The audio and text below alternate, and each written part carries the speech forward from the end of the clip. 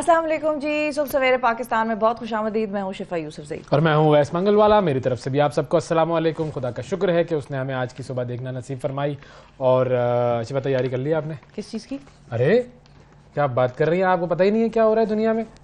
बताएंगे तो मैं बताऊंगी कि मैंने जब उसकी आप तैयारी तैयार की कि नहीं। होंगी जभी जो है वो आप इजहार करेंगे अपनी खुशी का उस तकरीब में जाने का। कौन सी तकरीब?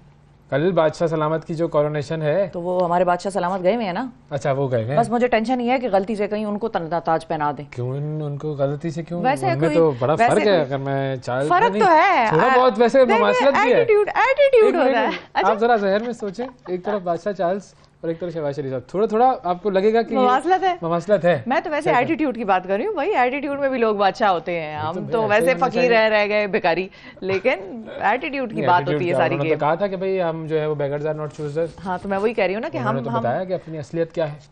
पता नहीं उन्होंने किसकी असलियत बताई, लेकिन ये है कि मुझे ये वो हो गया कि पता चले कि कल वो जाहिर है पलके झपकते हैं। आप एक नेचुरल प्रोसेस है पलके। तो वो जो ताज रखने वाला है वो कहीं आंखें झपकते झपकते शहबाज शरीफ साहब को ना ताज पहना दे। इतना बराबर में बैठे हुए होंगे चार्ल्स अंकल के? नहीं बराबर में तो नहीं बैठे होंगे, लेकिन स्टिल हर चीज को इतना डाइसेक्ट करने की देखने की जरूरत है। पैदा करें अपने अंदर सेंस ऑफ ह्यूमर। मैं लेकर आता हूं। वो हमारी कौम की हालत ऐसी है कि मजाक भी करो तो ऑफेंड हो जाते हैं। ह्यूमर भी हमारे ह्यूमर बन गया। वो ये क्या कह रहे हो? तुम्हारा मेरा क्या ताल्लुक है? तुम इतना मजाक कर रहे हो, तुम्हारा मेरा मजाक है। अब तो फौरन ना हम सीरियस हो जाते हैं। लेकिन मेरा मजाक है क्या? हाँ। नहीं तो अगर उनको पहना दिया शहबाज शरीफ साहब को, उन्होंने भी ये कहा हमारे लिए तुम्हारा मेरा मजाक है क्या? नहीं तो हमारे लिए तो कोई नई बात नहीं है। हम तो उनको वैसे बादशाह सलामत मानते हैं। तो पता नहीं एक्चुअली वो हैं या नहीं है, कोई और है, लेकिन वही है जी, किंग, द माइटी किंग। वजीर आजम के ओहदे पर फाइज हैं और वो गए हुए हैं और बड़ा अहम उनका ये दौरा है। कल उनकी नवाज शरीफ साहब से मुलाकात भी हुई है और अब कल बादशाह सलामत की वो तकरीब में शिरकत करेंगे। कोरोनेशन में बिल्कुल ताजपोशी होगी।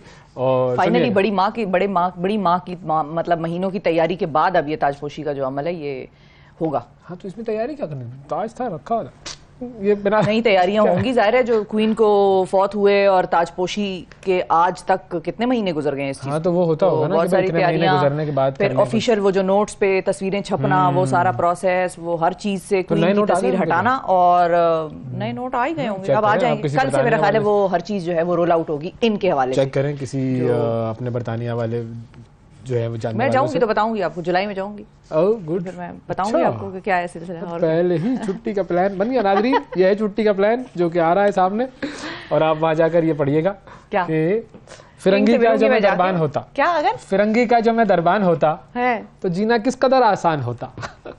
फिरंगी का जो मैं दरबान होता तो जीना किस कदर आसान होता। मेरे बेटे भी अमेरिका में पढ़ते, मैं हर गर्मी में इंग्लिस्तान होता। क्या बात है, जबरदस्त। मेरे बेटे भी अमेरिका में पढ़ते, मैं हर गर्मी में इंग्लिस्तान होता। मेरी इंग्लिश बला की चुस्त होती। हाँ। मेरी इंग्लिश बला की चुस्त होती, बला से जो ना उर्दू दान होता। झुका के सर को जो हो जाता सर में। हाँ। झुका के सर को जो हो जाता सर में। सर होते हैं ना वो जो सर का जो खिताब दिया जाता है। झुका के सर को जो हो जाता सर में तो लीडर भी अजीम शान होता। और जमीनें मेरी हर सूबे में होती। वहाँ या यहाँ? जमीनें मेरी हर सूबे में होती, वल्लाह मैं सदर पाकिस्तान होता। क्या बात। हबीब जालिब ने ये नज़म कही थी, काफी पुरानी नज़म है ये। लेकिन वो चूंकि दरबान ही बन जाते हैं ना हम लोग, तो खैर न्यूजीलैंड का सदर कह रहा है कि मैं चाहता हूँ कि हम बरतानिया के उससे आज़ाद हो जाएं। अच्छा। और हमारा हाल हम देख लें नाजरीन। That's it. और क्या आज़ाद हो जाएं, चलें हो जाएं। आप भी एक्सपेरिमेंट करके देखते हैं अपने साथ। और क्या वाले? हाँ और क्या, वरना you should have a visit to Pakistan and India also. वहाँ के भी हालात। अच्छा इस खित्ते की ही कोई प्रॉब्लम है वैसे? इस खित्ते में ही तरक्की और वो खुशहाली जो है उसका आंसर शायद या तो कम है या लोगों का वो प्रोग्रेस माइंड नहीं है। कुछ मसला है, कुछ है वो इस खित्ते के उसका है मसला। जाहिर है हर जगह के लोगों की आबो हवा की हर चीज मैटर करती है ना, तो ये चीजें अलग अलग तो नहीं है। तो जाहिर है इस पे रिसर्च बनती है। और इस खित्ते पे रिसर्च वो भी बनती है कि जो ईस्ट इंडिया कंपनी यहाँ पर जब आई और उन्होंने इस खित्ते पर अपना तसल्लुत कायम किया, उससे पहले के हालात और उससे बाद के हालात, उसके पहले के अवामी रवैये मिजाज और उसके बाद के हालात, इन दोनों चीज़ों पर होनी चाहिए रिसर्च। ये थीसिस चाहिए हमें। ठीक है जी, जो थीसिस हो गया। फिरंगी का जो मैं दरबान होता, ये भी एक थीसिस है पूरा। हाँ, अगर मैं होता वाली सिचुएशन में हम हैं, वैसे तो हम हैं फिरंगी के जो हम दरबान हैं, ये इस तरह का होना चाहिए। अब जालिब साहब अगर आज होते तो उनको मैं ये मशवरा देती कि फिरंगी के जो हम दरबान हैं जीना किस कदर आसान है। तो ये सिलसिला है सारा। ओके जी, आगे बढ़ते हैं, खबरों की तरफ चलते हैं, 60 सेकंड न्यूज़ देखते हैं। मुल्क भर में एक ही रोज इंतखाबात कराने से मुताल्लिक केस की समाअत आज सुप्रीम कोर्ट में होगी। वज़ीर आज़म शहबाज शरीफ की मियां नवाज शरीफ से लंदन में मुलाकात, इलेक्शन एक दिन होने चाहिए, मुलाकात के बाद वज़ीर आज़म का बयान। कौमी असम्बली ने जस्टिस मज़ाहिर नकवी के असासों का मामला पब्लिक अकाउंट्स कमेटी को भेज दिया। अमरीका में पाकिस्तानी कौंसल खाने की पुरानी इमारत गिरने का खतरा, नोटिस जारी। बिलावल भुट्टो का दौरा भारत, दोनों ममालिक के ताल्लुकात की बहाली की जानिब मज़बत कदम है, भारतीय मीडिया।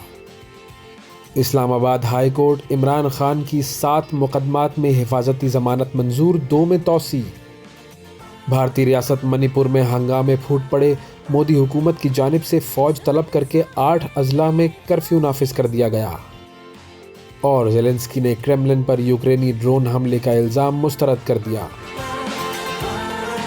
जी, तो ये थी जी खबरों की सूरत हाल। 60 सेकंड्स के अंदर आपने देखा कि दुनिया में क्या क्या हो रहा है जी, और तो काफ़ी कुछ हो रहा है। इंटरेस्टिंग खबरें भी कहीं कहीं से आ रही हैं और जाहिर है खबरों का एक मजमुआ होता है, इंटरेस्टिंग खबरें, खुशी की खबरें, उदासी की खबरें, हर चीज़ ही। अच्छा, खबरों में वैसे ज़्यादातर उदासी की खबरें ही नुमायां की जाती हैं और generally news is no news, ये माना जाता है, good news is no news. Until unless कि आपको वर्ल्ड कप जीत लें या कोई मैच सीरीज हो, ये वो जो भी आज मैच भी है वैसे, तो अंटिल अनलेस कोई इस तरह की चीज़ हो, स्पोर्ट्स की दुनिया से ज़्यादातर खुशी की खबरें आ रही होती हैं। अगर आप न्यूज़ को डायसेक्ट करें ना, तो स्पोर्ट्स की दुनिया से आपको ज़्यादातर इस तरह की खबरें मिलेंगी कि फ़लाने मैच जीत लिया, ये हो गया। कुछ स्कैंडल्स वगैरह भी आते हैं।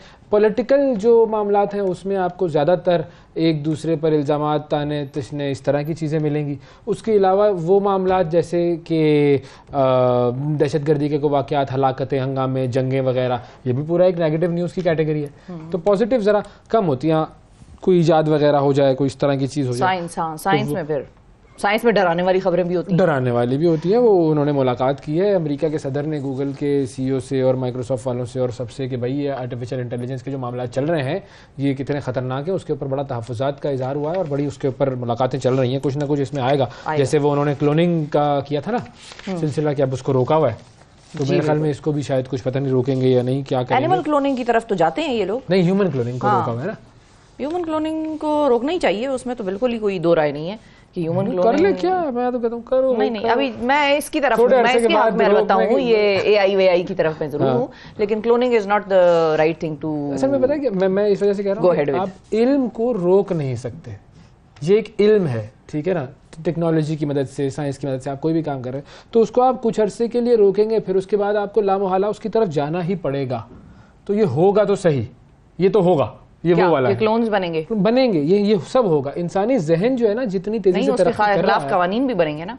उसको ऑफिशियली लॉन्च नहीं किया जा सकेगा, कोई कंपनी उसको ओन करके उसको चीजें बना नहीं सकेगी, तो ये सब चीजें होगा। ये सब आप देखिएगा 150-200 साल में आपसे फिर बात करूंगा। वो तो मैं नहीं होगी तब तक तो जब तक इस दुनिया की क्या तबाही होगी, I don't give a beep. तो हम अब आगे बढ़ते हैं। और क्या, I don't give a dam. और क्या, साकिब निसार साहब ने भी आई am not giving you a dam पैसे लिए हैं अभी। उन्होंने भी कहा था, वो इसहाक डार साहब ने, उन्होंने क्या कहा था, आई डोंट केयर। वो था आई डोंट केयर, डैम नहीं था, आई डोंट केयर। बिल्कुल कह सकते हैं आई डोंट केयर। हाँ, तो तब तक क्या हो, लेकिन आपका क्लोन बन जाएगा, अच्छा नहीं रहेगा।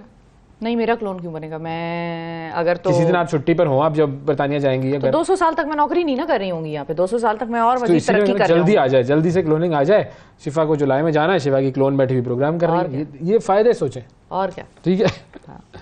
तो अच्छा, अब खबरों की तरफ आते हैं और आपको बताते हैं कि सियासतदान जो हैं वो, उनकी ज़िंदगी का एक मामला होता है कि अक्सर सोशल मीडिया पे तनकीद करते रहते हैं लोग उन पर और वो लोगों पर, और इस मीडिया की वजह से, सोशल मीडिया की वजह से बहुत से नेकी के काम भी होते रहते हैं। अच्छा, ऐसा ही अब कुछ हुआ है कराची में, एक नाबीना शख्स के साथ हुआ जिन्हें सोशल मीडिया की वजह से चोरी शुदा अपना जो मोबाइल फोन था वो वापस मिल गया। हाफिज अमजद साहब इनका नाम है, एक नाबीना मौजन है, और वो एक मस्जिद में बैठे थे जहां एक शख्स ने धोखे से उनका मोबाइल जो है वो जरा हथिया लिया। वो तरीका उसका क्या था कि भाई उसने जो है वो उनको कहा कि जी आप नात बड़ी अच्छी पढ़ते हैं तो आप नात सुनाएं। और नात सुनाने पर उसने कहा कि मुझे वीडियो बनानी है तो अपना मोबाइल दें, और वो मोबाइल पे उसने वीडियो बनाई और वो लेके चलता बना। किस कदर एक बेशर्मी जिसको कहते हैं ना, बेशर्मी का लफ्ज है इसके लिए, और तो मेरा ख्याल है कुछ भी नहीं है। मतलब आपको खौफ खुदा भी नहीं होता कभी कभी, आप बिल्कुल ही समझते हैं कि बस यूर ऑन योर ओन। अच्छा, अब रिपोर्ट दर्ज कराने चंद हजार रुपए का मोबाइल होगा, चंद हजार रुपए का ही होगा ना। हाँ, अगर बहुत महंगा भी हो, मैं कहती हूँ बहुत महंगा भी हो, तो आप उस शख्स को किस तरीके, किस लारे पे लगा के, और आप मतलब आप उससे क्या करवा रहे हैं और उसके बाद आपका इरादा क्या है, ये तो एक मैं तो इसको शदीद गुनाह समझती हूँ भाई जो आपने किया है उनके साथ। अच्छा, उन्होंने पुलिस में फिर रिपोर्ट दर्ज कराई और उसके साथ मस्जिद का CCTV कैमरा जो है उसकी फुटेज भी सोशल मीडिया के ऊपर डाल दी। अच्छा, कुछ रोज बाद एक राइडर आया और एक पार्सल हाफिज साहब यानी कि हाफिज अमजद साहब को देकर चला गया, जो नाबीना मौज़िन ने उनको दिया। बिल्कुल। अच्छा, उन्होंने पार्सल खोला तो उसमें उनका मोबाइल फोन मौजूद था और राइडर ने बताया कि किसी शख्स ने ये फोन उसे हाफिज अमजद के एड्रेस पर उन्हीं के हवाले करने का हुक्म दिया है। मतलब उन्होंने कहा कि भाई ये जाकर डिलीवर कराओ इनको, हाफिज साहब को। अच्छा, बाद में चोर ने फोन पर कॉल करके उनसे माफी मांगी और दरखास्त की कि वो इसकी तस्वीर मीडिया पर ना चलाएं। चोर ने उनके मोबाइल की जो ऐप है उससे कुछ रकम निकलवा ली थी जिससे कि वो वापस करने का वादा कर चुका है उनसे। अब देखते हैं वो रकम वापस करता है कि नहीं। बहरहाल मोबाइल उसने वापस भिजवाया, शर्मिंदगी का शायद उसको एक ज़मीर की आवाज उसने सुनी, शायद उसको शर्म आई। सोशल मीडिया पर भी ज़ाहिर है जब उसको हुआ होगा और फिर ज़ाहिर है कहीं ना कहीं इंसान का अपना ज़मीर कुछ ना कुछ कहता है, मलामत करता है। ये भी हो सकता है उसको किसी ने देखा हो वीडियो में, पहचाना हो और उसको किसी अपने दोस्त ने, बाप ने कहा कि यार तुमने क्या किया। हाँ, ये भी हो सकता है। तो जो भी हुआ वजह से ठीक हुआ, हाँ, वापस कर दिया उसको। एहसास हो, देखें, एहसास क्राइम को रोकने का एक तरीका ये है, कोई एहसास से शर्मिंदगी होनी चाहिए, एहसास से नदामत, एहसास प्रोग्राम बेसिकली जरूरी है। ये अहम चीज है। क्रिमिनल्स के पीछे भी सानिया निश्तर साहिबा को लगाते थे एहसास प्रोग्राम के चेयरमैन।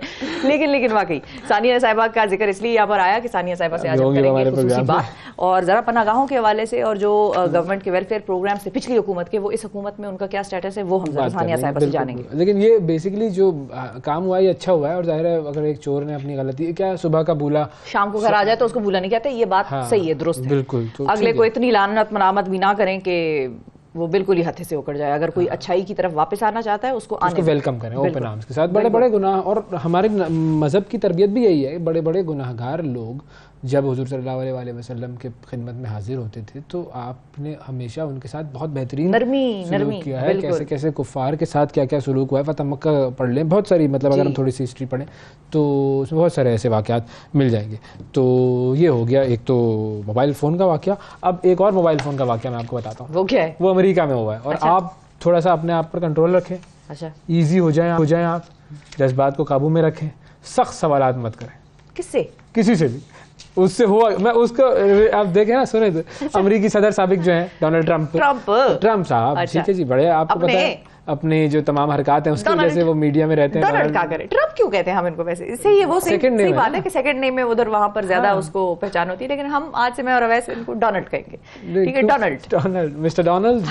ओके, तो एक बार वो अब फिर से अमेरिका की सदारत में जो सदारती इंतखाबात है उसमें हिस्सा लेने के लिए पड़तोल रहे हैं। और एक हालिया वाकया हुआ है, वो कुछ इस तरह है कि ट्रम्प जो अपने निजी तैयारे में टेक्सास से फ्लोरिडा जाने से पहले, डोनाल्ड जो है वो फ्लोरिडा जाने से पहले एक सहाफ़ी को इंटरव्यू दे रहे थे। सही है। और सहाफ़ी जो है वो बड़े तीखे सवालात करने के लिए मशहूर हैं जो वहाँ के हैं। तो सहाफ़ी ने एक ज़रा सख्त सा सवाल पूछा तो मिस्टर डोनाल्ड जो है वो गुस्से में आ गए और उन्होंने किया ये कि मोबाइल फ़ोन जो था उस सहाफ़ी का वो छीना और उस सहाफ़ी को तैयारे से नीचे उतार दिया।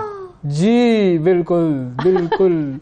तो अच्छा, 25 मार्च को ये वाकया पेश आया था। उसकी तस्दीक सोशल मीडिया पर वायरल होने के बाद एक ऑडियो क्लिप से हुई है। अच्छा। और उसमें मिस्टर डोनाल्ड जो है वो सहाफ़ी को तैयारी से निकल जाने का कह रहे हैं। और लेकिन ये क्या कर दिया डोनाल्ड? नहीं, अभी मैं बताता हूँ। उनके जो तर्जुमान है, साबिक अमेरिकी सदर के तर्जुमान, उन्होंने इस वाकये की तरदीद की है और उसे कहा है कि भाई ये एक प्रोपेगेंडा है और बेसिकली इस मुहिम का मकसद ये है कि डोनाल्ड ट्रंप की साख को नुकसान पहुँचाया जाए, क्योंकि अब वो इलेक्शन में हिस्सा ले रहे हैं। वैसे उनकी साख आपको पता है कितने नेक आदमी है वो, काफी हद तक मुतासिर है। और हमारे जो नरेंद्र हैं, नरेंद्र के ऊपर भी कुछ दिन पहले ये खबर आई थी कि किसी ने किसी रैली शैली में उठा के मोबाइल दे मारा था। तो वो नरेंद्र मोदी। अच्छा, हाँ। देखिए, मैं फर्स्ट नेम पे आ गई, मैं ये सेकंड नेम मतलब हम कहें क्यों नहीं कहते नरेंद्र, डोनाल्ड। अगर डोनाल्ड छोटा सा होता होगा यही वाले, तो आपको भी यूसुफ से ही ना कहा जाए, शिफाई कहते हैं। और क्या, हम पाकिस्तान में तो एक्चुअली फर्स्ट नेम को ज्यादा प्रेफरेंस देते हैं। वहां पर जितने मामलात हैं, कागजी हों, ऑफिशियल हों, जाती नौयत के भी हों, उसमें सेकंड नेम को ज्यादा अहमियत हासिल होती है। मिस्टर मंगलवाला, मिस्टर खान या मिस नवाज, इस तरह मिस नवाज तक भी चले जाएंगे। वो ये नहीं देखते कि आपका सेकंड नेम मर्द का है या जो भी है औरत का है, वो सेकंड नेम को प्रेफर करते हैं। तो हम, लेकिन चूंकि हम पाकिस्तान में शिफा, वैस, तो हम अपने तरीके से चलेंगे, हम नरेंद्र और डोनाल्ड पे वील स्टिक टू इट। ठीक है नाज़रीन, तो मैं बता ये रही थी, हम गाय बाय हो गए, हम नरेंद्र और मोदी में फंस गए। मैं बता ये रही थी कि नरेंद्र पर भी जो है, भारत वाले जो है नरेंद्र, उन पर भी किसी ने उठा के मोबाइल दे मारा था। बचत हो गई थी उनकी, लगा उनको नहीं था, लेकिन ये सिलसिला हुआ था। मोबाइल आजकल बड़ा हैपनिंग चल रहा है भाई, हर तरफ मोबाइल की गेम है। बिल्कुल सही है, ऐसा ही है। और इसीलिए मैंने आपको ये खबरदार किया था कि सवालात बड़े प्यारे प्यारे से करें। लेकिन मैं आपको दोबारा, जो हम जब क्रिकेट खेलते हैं ना, उसके अंदर कहते हैं पोली पोली गेंद कराओ, ठीक है, पोली पोली गेंद कराओ, बिल्कुल ऐसी हल्की हल्की। तो आप भी हल्की हल्की, हम भी सवाल करेंगे। और कैसे हैं आप? ठीक ठाक है। तो और क्या करें आजकल, कोई अच्छा काम करें? नहीं कर रहे, चले कोई नहीं, कर लेना आगे, अभी बड़ा टाइम पड़ा है। उसकी वजह है, हाँ वो क्या, मोबाइल फोन हमारा चला जाएगा तो फिर खरीदने में बड़ा वक्त लगता है। बिल्कुल। और अब तो टैक्सेस जो तबाह, 15,000 रुपए थोड़े सस्ते होने वाले हैं, कल मैंने आपको बताया था, लेकिन फिर भी महंगा तो है। बिल्कुल। अच्छा, आगे एक और चीज से मैं आपको जरा खबरदार कर दूं। मैं आपको दोबारा एक, हम चूंकि बात कर रहे थे ना क्लोनिंग की और मसनूई जहानत, माहिरीन जो है मसनूई जहानत में होने वाली जो जिसको हम कहते हैं कि तेज़ रफ्तार तरक्की है, उससे दुनिया को खबरदार कर रहे हैं बहुत बड़े बड़े जो माइंड्स हैं, डिजिटल माइंड्स। उन्होंने जिस तरह वैस ने कहा ना, रोक दिया है, लेकिन ज़्यादा अरसा रुक नहीं सकेगा, ये होगा। तो उन्होंने रोका है कि भाई इस पर मजीद अभी बात करनी है, समझना है इसको, ये किस तरफ मामला जा रहा है। उनका ख्याल ये है कि मसनूई जहानत से नस्ल इंसानी को ख़तरा लाहक है, और अब ये मामला वाइट हाउस तक जा पहुंचा है।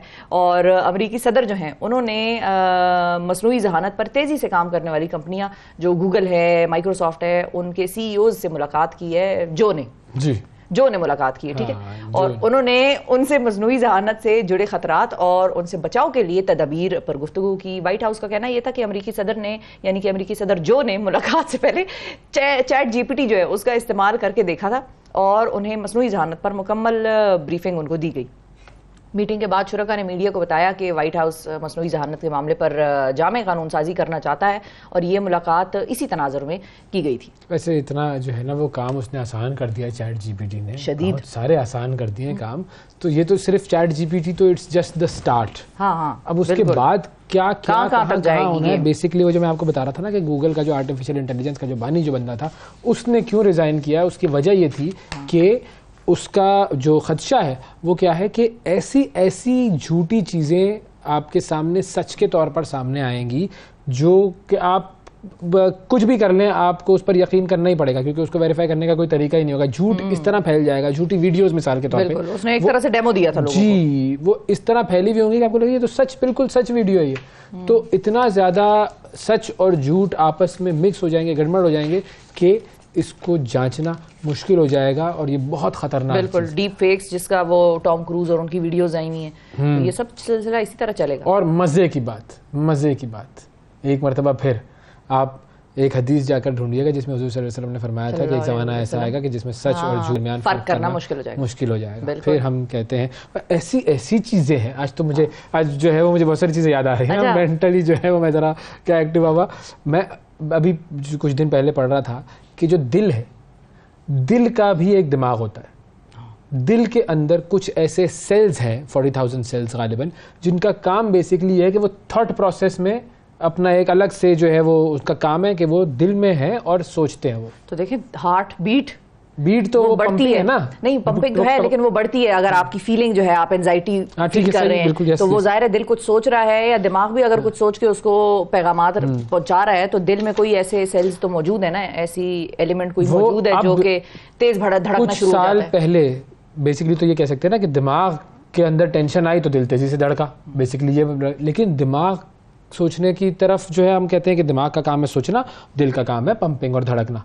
लेकिन कुरान में आया था कि हमने इंसान को सोचने वाले दिल दिए। अब इस पर बड़ी तहकीक हो रही थी कि ये सोचने वाले दिल कैसे आ गए। हाँ, आंसू देखें, आंसू, दुखना किसी के दिल का, तकलीफ होना, महसूस करना, हाँ। वो चीजें मुझे तो लगता है डायरेक्टली रिलेटेड है हमारे दिल से। तो ये बात जो है वो साइंसदानों ने अब कुछ अर्सा पहले इस बात के ऊपर प्रूव कर दिया कि दिल में कोई अराउंड 40,000 सेल्स या न्यूरॉन्स या जो भी उसकी टर्मिनोलॉजी होती है मेडिकल की, वो मौजूद हैं, और उनका काम सिर्फ और सिर्फ ये है कि वो सोचे, डिसीजन मेकिंग में मदद दे। This is the truth. अब इस पर के बाद भी अगर कोई ना माने तो बस फिर क्या हो सकता है, उसका फिर कुछ नहीं किया जा सकता, उसको फिर अल्लाह ही समझाएगा, जाहिर है वो फिर इंसानों की बस की बात नहीं। अगली खबर पर चलते हैं जी। अर्जेंटीना के जो फुटबॉलर हैं लायनल मेसी, हाँ। और आप जानते हैं कि भाई बड़े मशहूर वो शख्सियत हैं, दौलत उनके पीछे भागती है, शोहरत उनके पीछे भागती है। और उसकी एक मिसाल गुज़िश्ता दिनों सामने आई जब सऊदी अरब का एक क्लब, उस क्लब ने उन्हें फुटबॉल की तारीख के सबसे ज़्यादा मुआवजे की पेशकश कर दी। और अच्छा। मेसी को सऊदी प्रो लीग में शिरकत के लिए $40 करोड़ सालाना की पेशकश की गई है। $40 करोड़। शिफा, पता है आपको कितने होते हैं? मुझे क्या पता वैसे, $40 करोड़ होते हैं। बेकारियों के दरमियान में फंसी हुई, मतलब मुझे क्या पता। जातियात पे आ जाती हैं आप तो भाई, ऐसे भी ना कहें। मैं बता सकता हूँ, पाकिस्तानी रुपयों में ये बनते हैं तकरीबन 1 खरब 13 अरब, इससे कुछ जायद बनते हैं। 1 खरब 13 अरब रुपए बनते हैं। ठीक है जी। अच्छा, खरबों से बात ही कम कोई नहीं है ना। हाँ, तो ऐसा ही है, मजाक बनाया हुआ है। बिल्कुल बिल्कुल। अच्छा, मेसी के जो वालिद साहब हैं वो इस मामले पर सऊदी क्लब के साथ मुज़ाकरात कर रहे हैं, और अगर लायनल मेसी इस क्लब की तरफ से फुटबॉल खेलने पर तैयार हो जाते हैं तो उनका मुआवजा क्रिस्टियानो रोनाल्डो से भी बढ़ जाएगा, बल्कि फुटबॉल की तारीख का सबसे ज़्यादा मुआवजा हो जाएगा। 2025 तक सऊदी क्लब के साथ रोनाल्डो जो है वो अल नसर के साथ खेलने का मुआहदा उन्होंने किया हुआ, और क्लब की जानिब से उनको मिल रहे हैं सालाना $21 करोड़। ठीक है जी। तो ये है जी, फुटबॉल ही खेल लेते हैं ज़िंदगी में हम, फुटबॉल ज्यादा पढ़ लिख गए हम। हाँ, हम ज्यादा पढ़ लिख गए ना। मेसी शायद, मेसी शैसी ये जो है ये कम पढ़े लिखे नहीं, लेकिन उनकी स्किल देखे ना, उन्होंने अपने आप को उस स्किल में एक्सीलेंस लेवल पर ले गए। बिल्कुल, हाँ जी बिल्कुल, ये है जी। ठीक है जी। तो जो भी काम करें नियत से करें कि आपने उसमें ऊपर जाना है। अगर सिर्फ खानापुरी के लिए काम करना है या for the sake of doing job करना है तो फिर अब क्या फरमाया, जो भी काम करें वो इस नियत से करें कि आपने उस काम में ऊपर जाना है। हाँ। हम इस नियत से काम करते हैं कि हमने तो एक दिन ऊपर जाना है, क्या जरूरत है। हाँ, इतनी मेहनत करने की क्या जरूरत है। तो हम जो भी बहुत काम ही आगे- करें इस नियत से करें, हमने तो ऊपर ही जाना है। हम ज्यादा विजनरी हो जाते हैं ना फिर। हम जरा जिसको कहते हैं मुस्तकबिल करीब का सोचें, हम ज्यादा मुस्तकबिल बईद में चले जाते हैं। हाँ। तो ये मामला है। अच्छा, अगली खबर ये है कि मुख्तलिफ सोशल मीडिया ऐप्स जो है उसके ऐप्स के बाद अब गूगल ने भी सार्फिन को ब्लू टिक देने का ऐलान किया है। जी बिल्कुल, ये ब्लू टिक जो है ये रेस अब चल पड़ी है लोगों के दरमियान भी और कंपनीज के दरमियान भी। कंपनी ने अपने ब्लॉग के जरिए बताया है कि जीमेल पर जालसाजी की रोकथाम के लिए ब्लू टिक का जो फीचर है वो मुतारिफ कराया जा रहा है, और ये सिर्फ सार्फिन और कंपनियों के हकीकी होने की तस्दीक करेगा। ये वो नहीं है, ये मेरा ख्याल है के बाद दिया जाएगा। बिल्कुल, यानी कि इसमें वेरिफिकेशन होगी, इसमें आपके डॉक्यूमेंट्स भी शायद वो मांग ले, वो देखा जाएगा, और तस्दीक जब हो जाएगी उसके बाद ये ब्लूटिक उनको अतिया हो जाएगा। ब्लूटिक जीमेल के अलावा गूगल की दीगर कई प्रोडक्ट्स पर भी दिया जाएगा, जिसमें गूगल वर्क प्लेस जो है वो शामिल है। फिर पाकिस्तान की जो बात अगर हम करें तो हमारे हम वतनों को अगले हफ्ते से ब्लू टिक मिलना शुरू हो जाएंगे और ये रोल आउट हो जाएगा फीचर पाकिस्तान के लिए भी। गूगल ने बताया कि इस फीचर की आजमाइश 2021 में की गई थी, यानी कि तब से इसको एक्सपेरिमेंट फेजेस में मतलब किया जा रहा है इस पर एक्सपेरिमेंट, और अब इसे बाकायदा तौर पर शुरू करने का फाइनल फैसला हो गया है। गूगल पर जाली जो ईमेल्स हैं, उनके ईमेल एड्रेसेस जो हैं, उनकी भरमार है, जिनके जरिए बड़े पैमाने पर फ्रॉड भी होते हैं, लोग दूसरों को बेवकूफ भी बनाते हैं, उनसे पैसे वैसे भी जो है वो चोरी शोरी भी होता है, इस किस्म का मामला। तो ब्लू टिक मिलने के बाद इन फ्रॉड को और इन चोरियों को, और जिसको कहते हैं ना कि डिजिटल वर्ल्ड को मजीद सेफ बना रहा है गूगल, अपना वेरीफाइड जो प्लेटफॉर्म है वो प्रॉपर्ली होना चाहिए, जरूरी है। उसकी वजह क्या है कि लड़की के अकाउंट से मैंने एक लड़के को 1-2 घंटे पहले ऐड किया था।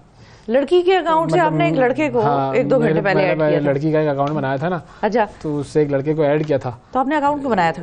2 घंटे पहले, वो स्टॉकिंग करने के लिए ना। अच्छा, तो 2 घंटे पहले एक लड़के को ऐड किया था। वो कह रहा है तुम्हारे बगैर जिंदा नहीं रह सकता। क्या करूँ मैं उसका।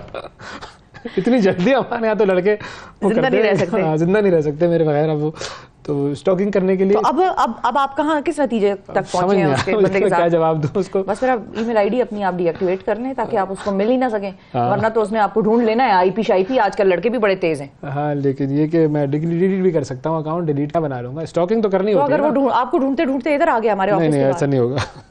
ऐसा नहीं होगा, इंशाल्लाह ऐसा नहीं होगा। लेकिन ऐसे जाली अकाउंट ना बनाए और इस तरह की हरकतें ना करें। बिल्कुल मजाक कर रहा हूँ, आप तो सीरियस हो जाएंगे ना। सीरियस नहीं होना। कुछ चीजें हम इसलिए यहाँ पर डिस्कशन में दरमियान में लेके आते हैं ताकि लोगों को समझा सकें कि उनके मुहर्रकात और उनकी कॉन्सिक्वेंसेज जो है वो सीरियस हो सकते हैं, सीरियस नौयत के। और यहाँ पर तो चले हो सकता है इस बंदे का कोई भाई हो, वो आके अवैस कोई जो है वो एक आंख अगले दिन अवैस की कोई अकाउंट नहीं बनाया, ऐसे कह रहा हूँ। वैसे मैं बता रही हूँ कि अवैस की कोई आंख शांख नीली वीली हो तो एक तरफ से देख रहा हो वैसे, या एक दिन ऐसे टेढ़ा बैठ के प्रोग्राम कर रहा हो ताकि सिर्फ ये आधा साइड नजर आए चेहरे का। खुदा का शुक्र है कि उसने हमें आज की सुबह देखना नसीब फरमाया। सुबह सवेरे पाकिस्तान, सुबह सवेरे पाकिस्तान, सुबह सवेरे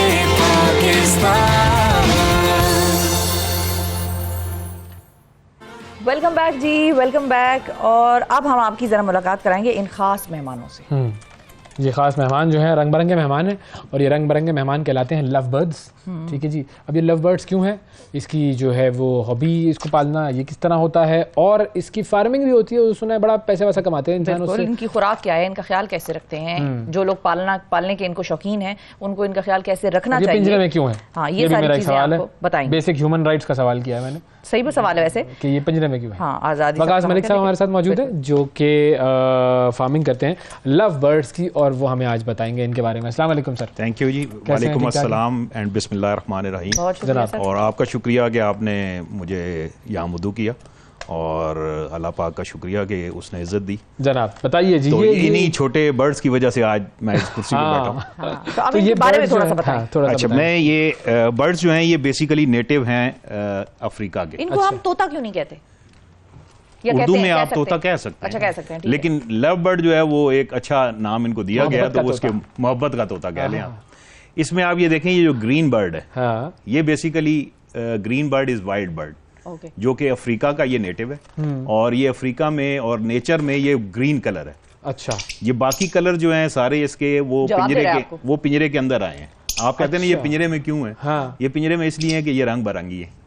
अच्छा, ये सारे रंग इनको पिंजरे के अंदर मिले हैं। ये कैप्टिविटी में प्रोड्यूस किए गए हैं थ्रू जेनेटिक इंजीनियरिंग। जी, ग्रीन बर्ड को, अब ये ग्रीन बर्ड जो है ये बेसिक बर्ड कहलाता है। जब ओरिजिनल जो था, जब इसको 200 साल 300 साल पहले कैप्टिविटी में रखा गया, कुछ अरसा उसको ब्रीड करने के बाद ये ब्लू कलर का जो बर्ड है ये भी उसमें आना शुरू हो गया। ठीक है।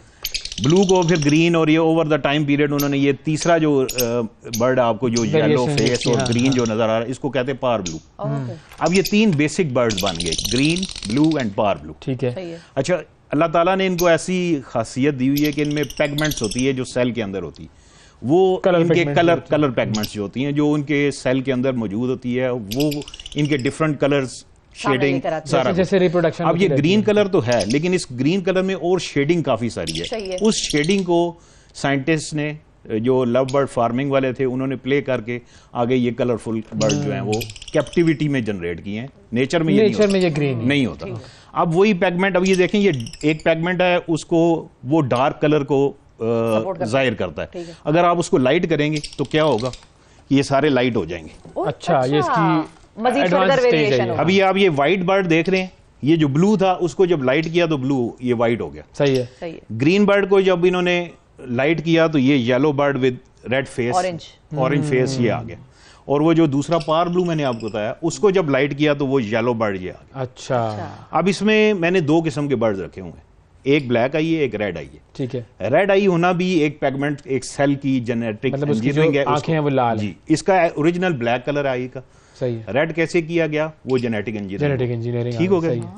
ये इसका बेसिक हो, साइंस है ये पूरी। अब जो मैम के पास ये जो पेड़ है, इसको मैं कहूंगा कि ये जादूगर भाई। जूम इन करके देखेंगे भाई हम इसको, तो ये मेरे हाथ में जो है ये पर्पल है और एक ब्लू है। इस पेयर में जादू है। वो क्या? अब ये दोनों बर्ड्स ब्लैक आई है। हाँ। अच्छा। इनके अंदर जीन्स छुपी हुई हैं रेड आई की और पेल, अच्छा, मतलब पेल फेल होगी, यानी कि जो इसको फीका कलर करने वाला है। अब इनका मैं बच्चा आपको दिखाता हूँ। अच्छा। ये जो आपको वायलेट पेल नजर आ रहा है ना, हाँ। ये एक तो पेल भी हो गया और उसकी आंख भी रेड हो गई है। कौन सा वाला बच्चा इनका है? ये वाला नहीं, वो वाला, ये वाला, ये अच्छा, जो हाँ, सफेद, इसकी टेल हल्की सी पर्पल है। पर्पल है और लाइट है। हाँ, एक तो ये इसकी पेल हो गया, यानी कि थोड़ा लाइट हो गया कलर इसका, और इसकी आंख रेड हो गई।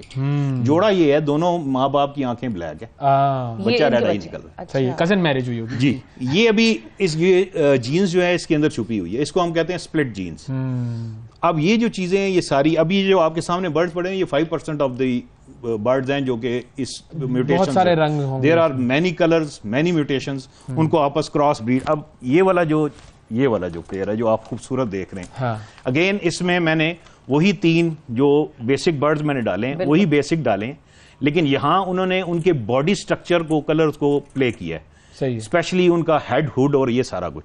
अब जो ब्लू तोता उधर आप देख लें, उसका वो ब्लैकिश हेड है और सारा कुछ। यहाँ व्हाइट हो गया। ठीक है, अब ये कलर की तो एक साइंस है इसकी। अब जरा इसकी कीमत की साइंस पर आते हैं। मैं वो अभी आता हूँ, कीमत नहीं बताएं तो ज्यादा बेहतर नहीं, तो लोगों ने लेना जो ये होता है, लोगों को बड़ा शौक होता है। ग्रीन आपको नजर आ रहा है ना, उसको इन्होंने किया है तो वो ऑरेंज शेड हो गया। सही है, बिल्कुल ठीक है। और दूसरे का कंप्लीट येलो हो गया। इन जो बर्ड्स हैं इनका नाम है ओपलाइंस। ओपलाइंस, ये म्यूटेशन ओपलाइंस है। ठीक है। अच्छा। अब बेसिक मैंने आपको 3 वो बताई। उन बेसिक का क्या नाम है? ये ग्रीन फिशर, अच्छा, वो ब्लू फिशर, और वो है पार ब्लू। और ये वाली जो है मेरे पास, ये जो है आपके पास है वॉयलेट स्प्लिट पेल फेलो।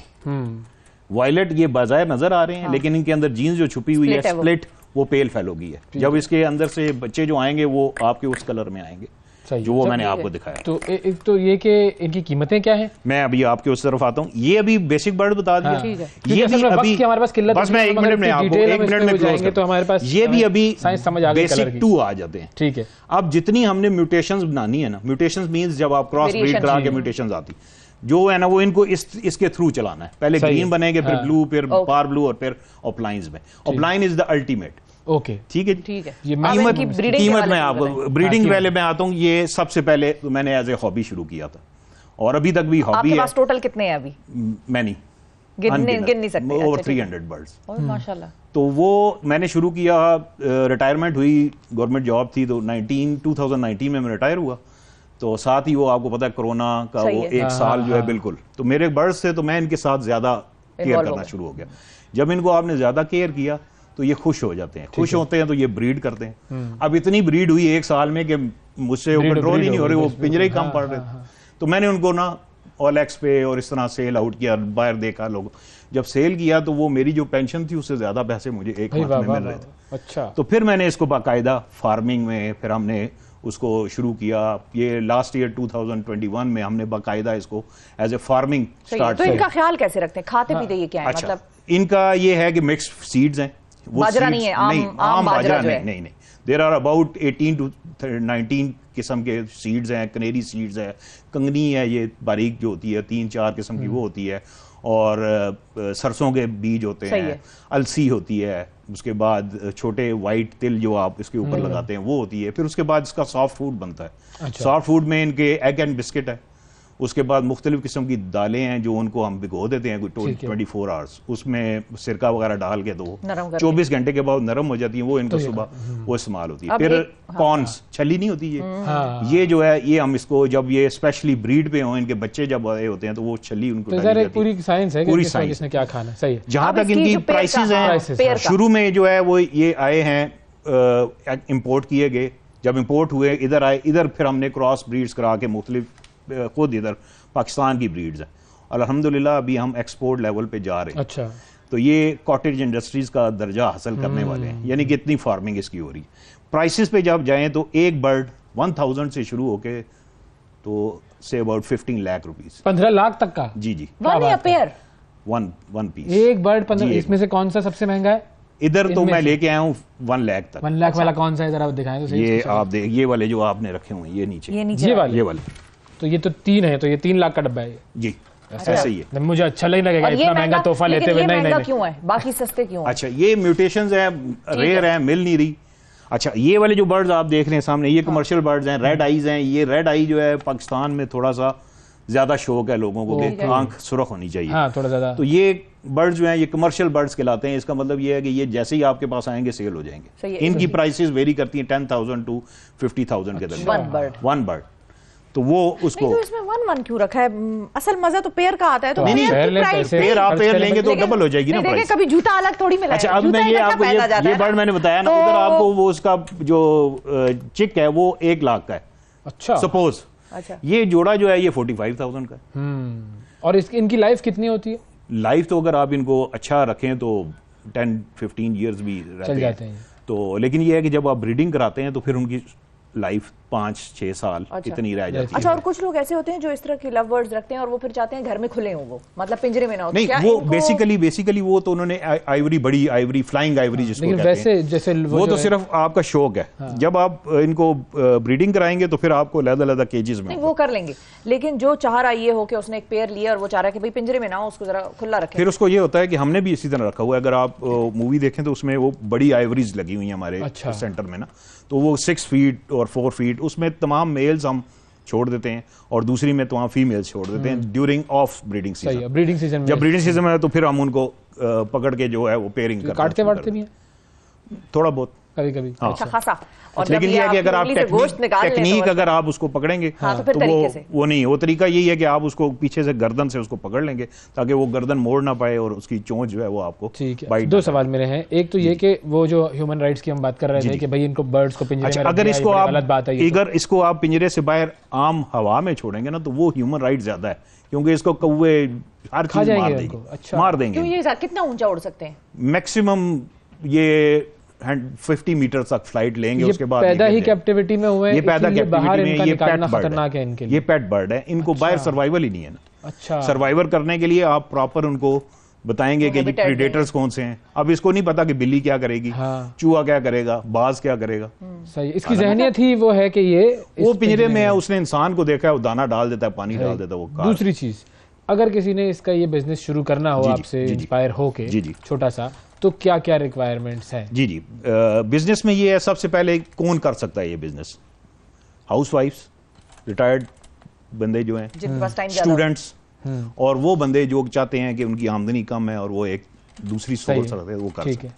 किस लेवल पे हो सकता है? एक पिंजरे से लेकर बड़ी आइवरी तक, जितना आप वो उसमें इन्वेस्ट करना चाहिए। होम बेस्ड छोटा भी है, आप 5000 का एक पेयर लें, उसको रखें। ये ब्रीड करते हैं साल में 3 दफा। अच्छा। हर दफा इनके 4 से 6 अंडे आते हैं और माशाल्लाह बच्चे भी इसी तरह आ जाते हैं और पल जाते हैं। तो अगर 10 से 12 बच्चे आ जाते हैं, एक जोड़ा 5000 का है, तो उसका एक जोड़ा जो है वो आगे भी 5000 का बिकेगा। चलें वो 1000 का कितना होता है? हम कह रहे हैं 1000 कह लें। हाँ चलो, 1000 का एक चिक, मुनासिब लगा तो 12 चिक्स निकले, 12000। 5000 आपने लगाया, 12000 आपने अर्न कर लिया।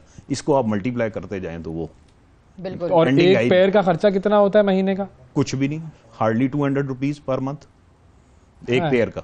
अच्छा, लेकिन अगर आपने ज्यादा आइवरी बनाई हुई है तो आपके स्कोप ऑफ बिजनेस के ऊपर डिपेंड करता है। वो तो ज्यादा बिजनेस आइडिया दे दिया मैंने आपको, और ये हाउस वाइफ्स के लिए परफेक्ट है और बहुत सारी लेडीज इसके अंदर हैं और आप अगर चाहें तो उनको किसी वक्त आप मदु करें और बहुत अच्छे है वो काम कर रही हैं। और ये मेरी तरफ से आपको ये लाख रुपए का जो तोता है ये आपको मैं दे रहा हूँ शिफा, थोड़ी देर ये लाख रुपए वाला तोता जो है मेरी तरफ से आपके लिए कि आप इनको वापस कर दें। ठीक है, ये मैं दे दिया आपको। ले ये और दूं मैं।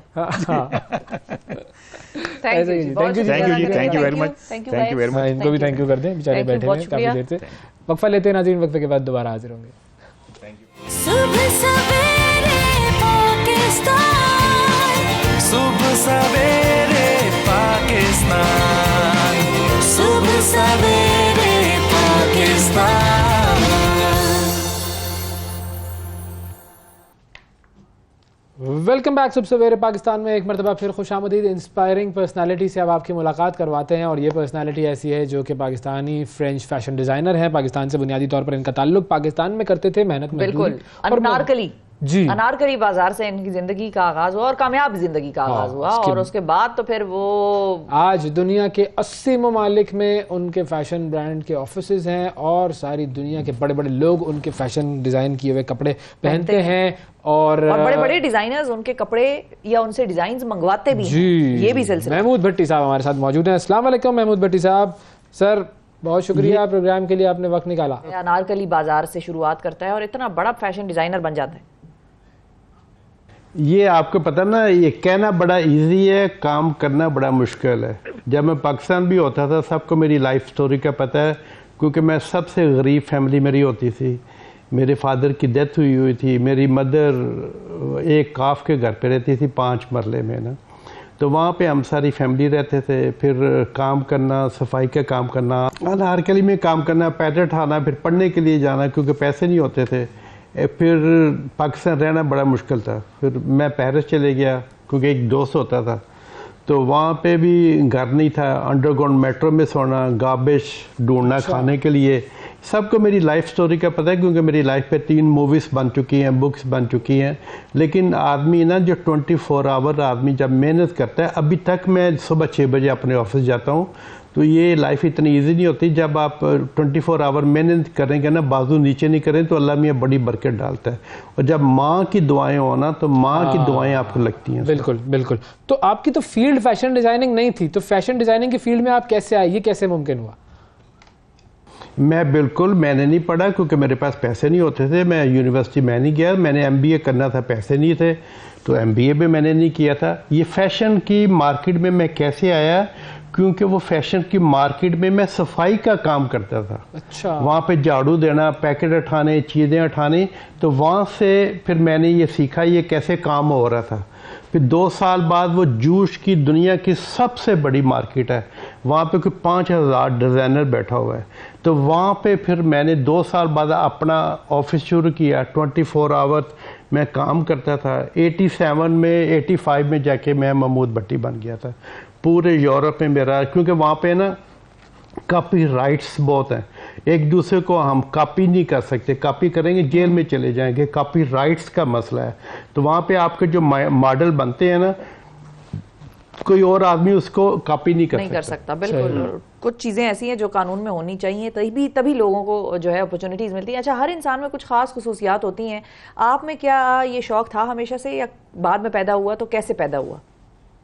बिल्कुल देखे ना, वो डिपेंड करता है ना अल्लाह मियाँ आपको किधर लेके जाता है। जब आपने सोचा है ना ज़हन में मैंने मेहनत करनी है, मैंने हलाल के पैसे कमाने हैं, हलाल के रोटी मैं खा लूँगा, आधी रोटी खा लूँगा, पूरी नहीं खाऊँगा जो पेट में दर्द हो, तो अल्लाह मियाँ बड़ी चीज़ों में बरकतें डालता है। तो मेरे में अल्लाह ने एक चीज़ दी हुई थी, मुझे शौक़ था ये डिज़ाइनर, क्योंकि मैं बचपन में मेरे पास पैसे भी नहीं होते थे कपड़े पहनने के लिए। तो वो फिर मैंने अल्लाह मियाँ ने मुझे ऐसे ये सारी चीज़ें की। अब मतलब डिज़ाइनर जो होता है ना, तो वो सारा मैं अपने घर चीज़ें जब बनाता हूँ मैं खुद ही सारे डिज़ाइन करता हूँ। तो वो एक अल्लाह मियाँ ने एक आपको चीज़ दे देती होती है। तो ये सब चीज़ें मैं खुद ही करता हूँ, सारी दुनिया को पता है, क्योंकि 3 बुक्स मेरी लाइफ पे आ चुकी हैं, मुझे कुछ 10 स्टार इम्तियाज़ मिल चुके हैं माशाल्लाह। तो ये अल्लाह मियाँ सारा करता है, लेकिन अल्लाह मियाँ ये नहीं कहता अब तू लकी बन गया तो ऊपर से चीज़ें गिरनी शुरू हो जाएंगी, लेकिन इसकी मेहनत करनी पड़ती है 24 आवर। अभी तक मैं सुबह 6 बजे जाता हूँ काम करने के लिए। लाइफ इतनी इजी नहीं होती, और पूरी दुनिया में कोई 80 कंट्रीज़ में मेरे ऑफिस हैं, और पूरी दुनिया में फिर मैंने खुद ट्रैवलिंग करनी होती है, ऐसी चीज़ें चलती हैं सर। हाँ, तो अच्छा, हर इंसान का कोई ना कोई मेंटर होता है, किसी से इंस्पायर होते हैं, तो आपने अपनी ज़िंदगी में किससे इंस्पायर होके ये काम शुरू किया? कौन है आपका मेंटर? नहीं, जब मैं पेरिस गया था तो मैं लोगों को देखता था कितनी मेहनत से वो चीज़ें बनाते हैं, काम करते हैं, उनके पास माशाल्लाह ऑफिस होते हैं, सारी चीज़ें होती हैं। तो मुझे भी शौक़ था मैं खुद मेहनत करूं, अपना नाम खुद बनाऊं, अपने मुल्क का नाम मैं रोशन करूं। तो ये सबसे ज़्यादा ना महमूद भट्टी साहब तो बन गए हैं, लेकिन महमूद भट्टी साहब के नाम पे आता है महमूद भट्टी इज़ फ्रॉम पाकिस्तान। पाकिस्तान का नाम हमेशा मेरे साथ जुड़ा हुआ है। तो इस पे मतलब आदमी को फ़ख्र भी होता है ना, जब आप चले जाएं एक मतलब इतनी बड़ी मार्केट जूस की, एक वाहिद मुसलमान जो टॉप बिल्डिंग वो मेरे पास है, टॉप ऑफिस मेरे पास है माशाल्लाह। लोग मेरा नाम लेते हैं बड़ी इज्जत से, क्योंकि आदमी को इज्जत से लिए कोई पब्लिसिटी नहीं चाहिए, कोई पैसे नहीं चाहिए। जो लोग आपकी बातें करेंगे ना, इस पे ये पब्लिसिटी होती है। ये नहीं मतलब टीवी पे मैं इंटरव्यू दे दूँ तो मेरी पब्लिसिटी हो रही है। जो लोग आपकी बात अच्छे लफ्ज़ में पूरी दुनिया में आपकी बात करेंगे ना, इसके ये पब्लिसिटी होती है सारी। अच्छा, तो ये बताएं कि आपके ड्रेसेस पहनकर कौन कौन से फनकार और अदाकार जो हैं वो उन्होंने इस्तेमाल किए हैं, मतलब आपके जो ड्रेसेस पहने हैं, उनकी तस्वीरें आपने देखी हो, किसी इवेंट पे आपने ड्रेसेस पहने हो, कौन कौन है वो लोग? वो देखे ना कितने टीवी वाले जो मूवीज़ बनती हैं वो मेरे कपड़े लेने के लिए आती हैं। अभी आजकल पेरिस में एक मूवीज़ बन रही है मिस फ्रांस, जैसे मिस पाकिस्तान होगी, मिस इंडिया होती है, मिस यूनिवर्न होती है। तो वो सारी जो मूवीज़ बन रही है सब मेरे कपड़े लेके जाते हैं। हम एक मैं डिज़ाइन नहीं बनाता, वो एक डिज़ाइन जो ना वो हज़ारों 50,000 डिज़ाइन बनते हैं वो सेम मॉडल में ना। तो सारे जो बड़े बड़े क्लाइंट हैं, ज़ारा, मंगो, ये सारे लोग मुझसे लेते हैं, सिर्फ उनका लेबल चेंज कर देते हैं, ये सारे मुझसे लेते हैं। तो पूरी दुनिया में माशाल्लाह मेरे जाते हैं, बड़े बड़े फिल्म स्टार बनते हैं। जो मोनिका बेलुची इनकी बड़ी मशहूर इटालियन फिल्म एक्टर है, वो उसने मेरे बड़ी दफ़ा कपड़े फिल्मों में काम करती है, मेरे कपड़े पहनती है। 007 में सारे मेरे कपड़े पहने हुए थे। क्या बात है। मतलब आपने सोशल वर्क में भी बड़ा काम किया है, नेशनल हॉस्पिटल वगैरह भी आपने बनाया था, तो उस तरफ फिर कैसे आया आप? बस वो नेशनल हॉस्पिटल में मैं अकेला नहीं, मेरे और 2 पार्टनर हैं वहाँ पे, वही हॉस्पिटल को चलाते हैं। तो मुझे शौक था, मुझे अब शौक है गरीबों के लिए काम करना, गरीबों के लिए, क्योंकि अल्लाह मियाँ कहता है मैंने तुझे दिया अब तू भी देख। क्योंकि मैंने इतने बच्चों को 2000 बच्चों को 30-35 साल से मैं स्पॉन्सर कर रहा हूँ, फिर बेवा और की शादी कराता हूँ, यतीमों को देखता हूँ, उधर कहता हूँ। ये पता है कि ये सब चीज़ें इधर रह जा नहीं है, पैसा पूसा ये एक शो होता है जिंदगी का, बिल्कुल सही, ये सब चीज़ें इधर रह जाती हैं। हाँ सही है। अच्छा, ये सब चीज़ें तो रह जाती हैं, लेकिन ज़िंदगी में और बड़े चैलेंजेस भी होते हैं जो सामने आते रहते हैं। आपका कुछ वाकया हुआ था साबिक चीफ जस्टिस साकिब निसार साहब के हवाले से? वो क्या बात थी, वो क्या वाकया था? बस वो साकिब निसार साहब भी आए थे, वो माशाल्लाह आपको पता है ना, बाहर आप कभी भी चीफ जस्टिस का नाम नहीं सुनेंगे, चीफ ऑफ स्टाफ आर्मी का नाम नहीं सुनेंगे।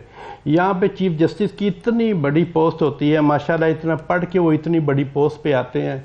अगर वो चीफ जस्टिस साहब भी आके साकिब निसार साहब आपके साथ बदतमीजी करें, वो एक हॉस्पिटल में चीफ जस्टिस का कोई रोल नहीं है, वहाँ पे हेल्थ वालों का रोल है। हेल्थ वाले आए, अगर मैं गलत काम हम गलत काम कर रहे हैं तो उसको सील करें, हम वकील लेके जज साहब के पास जाएंगे, जज वहाँ पे सुनेगा। अगर वो चीफ जस्टिस साहब खुद आके मुझे डाकू डिज़ाइनर कपड़े पहन के आना, मतलब उनको समझाया जाए यार मुझे 10 स्टार इम्तिहान मिल चुके हैं, तो अगर आप लोगों ने मुझे बताना मैंने कपड़े कैसे पहने और मुझे डाकू कहना, मैंने कौन सा डाका मारा था। हाँ अच्छा, बहुत सारे लोग ये समझते हैं कि जो ओवरसीज पाकिस्तानी है ना, उनके पास बड़ा पैसा है और बस पैसा वो बना रहे हैं, और तो उस हवाले से ओवरसीज पाकिस्तानीज और पाकिस्तान के रिश्ते के हवाले से आप लोगों को क्या बताना चाहेंगे? मैं अपने लोगों को यही, ओवरसीज पाकिस्तानी को पाकिस्तान में मैं यही इनको लोगों को कहूँगा, हम ओवरसीज पाकिस्तानी बहुत मेहनतें करते हैं, हमें अब बाहर रह के ना अपने मुल्क से बहुत प्यार होता है। हम प्रदेश में रहते हैं, प्रदेश में आदमी ना इधर का होता है ना इधर का होता है। हाँ। इधर प्रदेश में रहते हैं, पीछे फैमिलियाँ टूट जाती हैं, रिश्ते टूट जाते हैं, और वहाँ पे हम 24 आवर मेहनत करके अपने मुल्क में पैसे भेजते हैं, मुल्क के लिए सोचते हैं यहाँ पे। तो बस इनको चाहिए, हम लोग जो प्रदेश में रहते हैं हमारी थोड़ी सी इज्जत होनी चाहिए। बिल्कुल सही जी, बिल्कुल ठीक है, आपने बहुत अच्छी बात की कि वाकई वो जो ओवरसीज पाकिस्तानी है उनका रिश्ता पाकिस्तान के साथ बड़ा मजबूत है, लेकिन ये ना समझें कि बस उनके पास बहुत सारा पैसा ऐसे ही आ जाता है ऊपर से। थैंक यू जी, बहुत शुक्रिया अदा करेंगे। महमूद भट्टी साहब हमारे साथ मौजूद थे नाजरीन, और अपने जर्नी और अपने सोशल वर्क के हवाले से भी बात कर रहे थे, और बड़ी इंस्पायरिंग पर्सनैलिटी है। नाजरीन वक्फा लेते हैं, वक्फे के बाद में दोबारा हाजिर होंगे। Stay with us. सुबह सवेरे पाकिस्तान, सुबह सवेरे पाकिस्तान, सुबह सवेरे पाकिस्तान।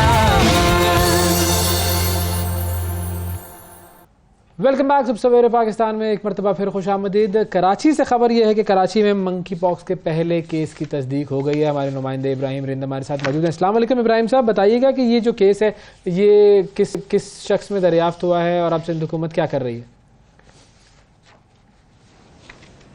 जी वालेकुम सलाम। जैसे कि एक सिंध में पहला केस ये रिपोर्ट हुआ है, 30 साल ये शख्स है जो कि जिद्दा से कराची पहुंचा था तकरीबन 3 से 4 रोज़ कबल, जिसका गुज़श्ता रोज़ डाउ यूनिवर्सिटी की वायरोलॉजी लैब में टेस्ट किया गया था और उसमें कंफर्म हुआ था, जिसके बाद जो है कराची में पहला केस रिपोर्ट हुआ जो कि सिंध का पहला केस भी है, जिसको जिन्ना अस्पताल कराची में आइसोलेट कर दिया गया और वहाँ पर तिब्बी अमले को भी तैनात करके उसको तमाम जो इब्तदाई फैसिलिटीज़ हैं वो मंकी पॉक्स के हवाले से गाइडलाइन के मुताबिक फराहम की जा रही है। उसके साथ साथ जो है सिविल अस्पताल में भी 7 बिस्तरों पर मुश्तमिल मंकी पॉक्स आइसोलेशन वार्ड कायम है। इसके साथ बच्चों, अगर कोई बच्चा इसमें मंकी पॉक्स वायरस का शिकार होता है तो इस हवाले से भी NICH अस्पताल जो कि सूबे का बच्चों का सबसे बड़ा अस्पताल है, वहाँ पे भी 5 बिस्तरों पर मुश्तमिल आइसोलेशन वार्ड है। तो कराची में 3 अस्पतालों में मंकी पॉक्स आइसोलेशन वार्ड कायम है, जबकि इसके अलावा महकमा सेहत सिंध ने सूबे भर के तमाम बड़े अस्पतालों में भी 5 से 10 बिस्तरों पर मुश्तमिल आइसोलेशन वार्ड कायम करने की हिदायत की है और वहाँ पर कायम कर दी भी गए हैं, लेकिन वहाँ पर कोई भी केस रिपोर्ट नहीं हुआ। लेकिन 5 मुश्तबा केसेस मुख्तलिफ अस्पतालों में रिपोर्ट हुए थे जिनकी रिपोर्ट भी नेगेटिव आई है। तो सिर्फ अभी जो तस्दीक शुदा केस है वो एक ही है जो कि अभी मरीज ज़ेर इलाज है, जबकि इसके अलावा सूबाई हुकूमत और वफाकी हुकूमत की जानिब से तमाम एयरपोर्ट्स पर भी स्क्रीनिंग का अमल जारी है कि कोई भी इस तरह के मुश्तबा केसेस आते हैं जिनको ये इब्तदाई अलामात होती हैं जैसे कि मंकी पॉक्स की होती है, तो उनको फौरी तौर पर आइसोलेट करके उनके इब्तदाई टेस्ट कराए जाएँ ताकि ये ज़्यादा फैले भी ना और लोगों को इससे परेशान होने की ज़रूरत नहीं है। महकमा सेहत ने यह भी हिदायत की कि ये कोरोना वायरस जैसा नहीं है कि लोग इतना खौफजदा हो जाए, लेकिन एहतियाती तदाबीर अपनाना बहुत लाजमी है। बिल्कुल ठीक है जी, बहुत शुक्रिया अदा करेंगे जी। इब्राहिम हमारे साथ मौजूद थे और कराची में जो मंकी पॉक्स का पहला केस रिपोर्ट हुआ है जिसकी तस्दीक कर दी है महकमा सेहत सिंध ने, उस हवाले से बात कर रहे थे। अब ज़रा सानिया निश्तर साहिबा की तरफ हम जाएंगे क्योंकि मामला जो है वो है उनका पनाहगाहों का और इस तरह के जो मामलात हैं, क्योंकि हुआ ये है कि पीटीआई का जो दौर था उसकी हुकूमत में अवामी फलाह के कई अहम प्रोग्राम शुरू किए गए थे जिनकी आलमी सतह पर तारीफ भी हुई थी। इनमें सेहत कार्ड था, एहसास कफालत प्रोग्राम था, पनागाहें और एहसास रेडीबान समेत कई ऐसे प्रोजेक्ट्स थे जो इस प्रोग्राम का हिस्सा थे। अच्छा, वो कोई भूखा ना सोए वाला भी एक प्रोग्राम था जो प्रोग्राम ये भी किया था, कोई भूखा ना सोए। अच्छा, इन तमाम स्कीम्स की निगरानी सेनेटर सानिया निश्तर साहिबा किया करती थी और अब इतलात ये आ रही हैं कि सेहत कार्ड स्कीम को निशाना बनाया जा रहा है। इस्लामाबाद में एहसास रेडीबान प्रोग्राम खत्म कर दिया गया है और रेडीबानों को उनकी जो रोजगार है उससे महरूम कर दिया गया। उनकी रेडियां मीडिया तोड़ने की तस्वीरें भी आई थी, ये नहीं पता कि कितना उसमें हकायक थे, लेकिन लोगों ने देखी अलबत्ता जरूर थी वो सोशल मीडिया पर। अब हुकूमत ने पेशावर में कायम 8 पनागाहें जो हैं वो बंद करने का हुक्म दिया है और इस पर सानिया निश्तर साहिबा ने वीडियो पैगाम जारी किया था। उसके थ्रू लोगों की तवज्जो इसकी तरफ मरकूज कराई थी, जबकि मुल्क में जो दीगर हिस्से हैं उसमें मौजूद पनागाहें हुकूमती अदम तवज्जोही का भी शिकार है। अब तो हमारे साथ इस वक्त सेनेटर सानिया निश्तर साहिबा मौजूद हैं, उनसे जानते हैं कि ये मामला क्या है। अस्सलाम वालेकुम मैम। जी, पनागाहें जो थीं वो पूरे मुल्क में बनाई गई थीं और ये वफाकी हुकूमत ने भी बनाई थी बैतुल माल के थ्रू, जो कि मिनिस्ट्री ऑफ पॉवर्टी एलिविएशन का एक ज़ैली इदारा था। फिर डिस्ट्रिक्ट गवर्नमेंट्स ने भी बनाई थी, प्रोविंशियल गवर्नमेंट्स ने भी बनाई थी। तो मजमूई तौर पर कोई 125 पनागाहें पूरे मुल्क में बनाई गई थी। इसमें 33 पनागाहें जो थीं वो जो मिनिस्ट्री जिसको मैं देखती थी, मिनिस्ट्री ऑफ पॉवर्टी एलिविएशन, उसके ज़ैली इदारे बैतुल माल ने बनाई थी। तो वो जो पनागाहें थी उसका एग्जैक्ट डेटा मेरे पास है। 8 पनागाहें जो थीं वो केपी में थीं, 7 सिंध में थीं, 7 बलोचिस्तान में थीं, 5 जो हैं वो इस्लामाबाद कैपिटल टेरिटरी में थी, 3 पंजाब में थी क्योंकि पंजाब की सूबाई हुकूमत और डिस्ट्रिक्ट गवर्नमेंट्स ने ज़्यादा बनाई थी, इसलिए हमने वफाक के लेवल पर कम बनाई थी। 2 गिलगित बल्तिस्तान में थी और 1 AJK में पनागाह थी। जो ये 33 पनागाहें थीं, इसके लिए जो हमने बजट रखा था वो 225 मिलियन का बजट एनुअली था। एक पनागाह का बजट 40 मिलियन होता था, जिसमें कि 10 मिलियन उनकी इनिशियल सेटअप की कॉस्ट थी। 40 मिलियन में से जो 27 मिलियन हैं वो खाने पे खर्च होते थे पूरे साल के, और जब हम NGOs के साथ एग्रीमेंट्स करते थे तो ये 27 मिलियन में से हमें बचत हो जाती थी। बिल्कुल ठीक। ये 33 जो पनागाहों की, जो क्योंकि आपने ये भी पूछा कि इससे कितने लोग इस्तेफादा करते थे, तो वो हमने हिसाब ये लगाया हुआ था कि हर पनागाह में रफली 100 लोगों के सोने का बंदोबस्त होगा। सुबह 100 लोग ही काम पे जाने से पहले नाश्ता करेंगे और रात को खाने पे तकरीबन शिफ्टों पे 400 लोग खाना खाया करेंगे। मगर कुछ पनागाहों में हमारा जो ये एस्टिमेट था वो बहुत नाकाफी रहा। फॉर एग्जांपल जो मंडी मोड़ इस्लामाबाद की पनागाह थी, उसमें हमें रात को 1000 लोगों को खाना मल्टीपल शिफ्ट्स में खिलाना पड़ता था। अच्छा। वहाँ हमने अल्टीमेटली 400 बेड्स सोने की फैसिलिटी बना दी थी। 400 लोगों का सुबह नाश्ता होता था और वहाँ पे हमने दोपहर का खाना भी हमने शुरू कर दिया था। तो रफली कोई 15,000 लोग जो थे रोज़ाना पनागाहों से खाना खाते थे और ये बड़ी तादाद में लोग इससे मुस्तफीद होते थे। ठीक है, तो अब हुकूमत ने जो है वो कौन से शहरों में बंद की हैं पनागाहें और कहाँ पर तमाम पनागाहें बंद हो गई हैं सारे पूरे मुल्क की? देखिए जी, जैसे कि मैंने पहले अर्ज की 33 में जो 21 पनाहगाहें हैं वो कंप्लीटली बंद हो गई हैं। अच्छा। इसमें केपी की सारी 8 पनाहगाहें बंद हुई हैं। बलूचिस्तान की जो है वो भी सारी बंद हुई हैं। पंजाब में 3 थी, उसमें से 2 बंद हो गई हैं। गिलगित बल्तिस्तान में 2 थी, वो उसमें से 1 बंद हुई है। AJK में 1 ही थी, वो 1 बंद हुई है। तो जवाज़ तो मुझे I am not privy to their internal documentation and discussions and decisions, मगर जो मैंने सुना है और जो पब्लिक डोमेन में जो ख़त किताबत है उससे वो यही कह रहे हैं कि जी हमारे पास फंड्स नहीं हैं। ठीक है। ये जो 33 पनाहगाहें थीं, ये क्योंकि मिनिस्ट्री ऑफ पॉवर्टी एलिविएशन के अंडर जो बैतुल माल इदारा है वो चलाते थे, तो बजट इनका बैतुल माल से आता था। सही है। और बैतुल माल का अब भी वही बजट है जो पहले बजट उनको मिलता था। इसके अलावा खैबर पख्तूनख्वा में खैबर पख्तूनख्वा की हुकूमत ने ये डिसीजन किया था कि वो अपना बजट भी बैतुल माल को दे देंगे ताकि एहसास प्रोग्राम के अम्ब्रेला के नीचे एहसास की गवर्नेंस की से फ़ायदा उठाते हुए उनकी पनाहगाहों की जो ऑपरेशनलाइजेशन है, जो एग्जीक्यूशन है, वो भी बैतुल माल करे। तो एक तरफ बैतुल माल ने अपना बजट हाथ खींच लिया है, दूसरी तरफ से केपी हुकूमत ने भी कहा है कि हम अपना शेयर नहीं डालेंगे। अच्छा। तो इस वजह से ये बिल्कुल बंद हो गई हैं। बिल्कुल ठीक है। अब मैं यहाँ पर इस बात पर जोर देना चाहती हूँ जी कि बजट बैतुल माल का वही है जो पहले था। ठीक है। नंबर 1। नंबर 2 ये कि बैतुल माल की एक 3 अरब रुपए की उन्होंने उनके पास सेविंग है जो उन्होंने कहीं रखी हुई है। तो बैतुल माल के बोर्ड ने ये भी डिसीजन किया था कि पनाहगाहों के लिए अगर कभी ज़रूरत पड़े और कभी फाइनेंशियल शॉर्टफॉल हो तो हम उस रिजर्व फंड को भी टैप कर सकते हैं। ओके। तो इनके पास बोर्ड डिसीजन जो मौजूद है, इनके पास फंड्स भी मौजूद हैं, सिर्फ इनकी प्रायोरिटीज़ चेंज हो गई हैं और प्रायोरिटीज़ जो है वो फाइनेंशियल असिस्टेंस लोगों को देना है, बिल्कुल अपने डिस्क्रिशनरी जो पावर्स हैं वो इस्तेमाल करते हुए फाइनेंशियल असिस्टेंस देना है, जिसको मर्जी देते हैं। तो ये उनकी प्रायोरिटीज़ हैं और पनाहगाहें बंद करते जा रहे हैं। अच्छा सानिया साहबा, मुझे ये बताइए कि एक सोशल मीडिया पर वीडियो भी गर्दिश कर रही है जिसमें सैलानी वेलफेयर ट्रस्ट के बानी वो ये कह रहे हैं कि हुकूमत के जो 3 फलाही प्रोग्राम है, यानी कि वो कोई भूखा ना सोए, पनाहगाहें, लंगर खाने, वो उनका ट्रस्ट चला रहा था, हुकूमत का इसमें कोई एक पैसा भी नहीं लगा था। तो इस बारे में क्या कहेंगी आप?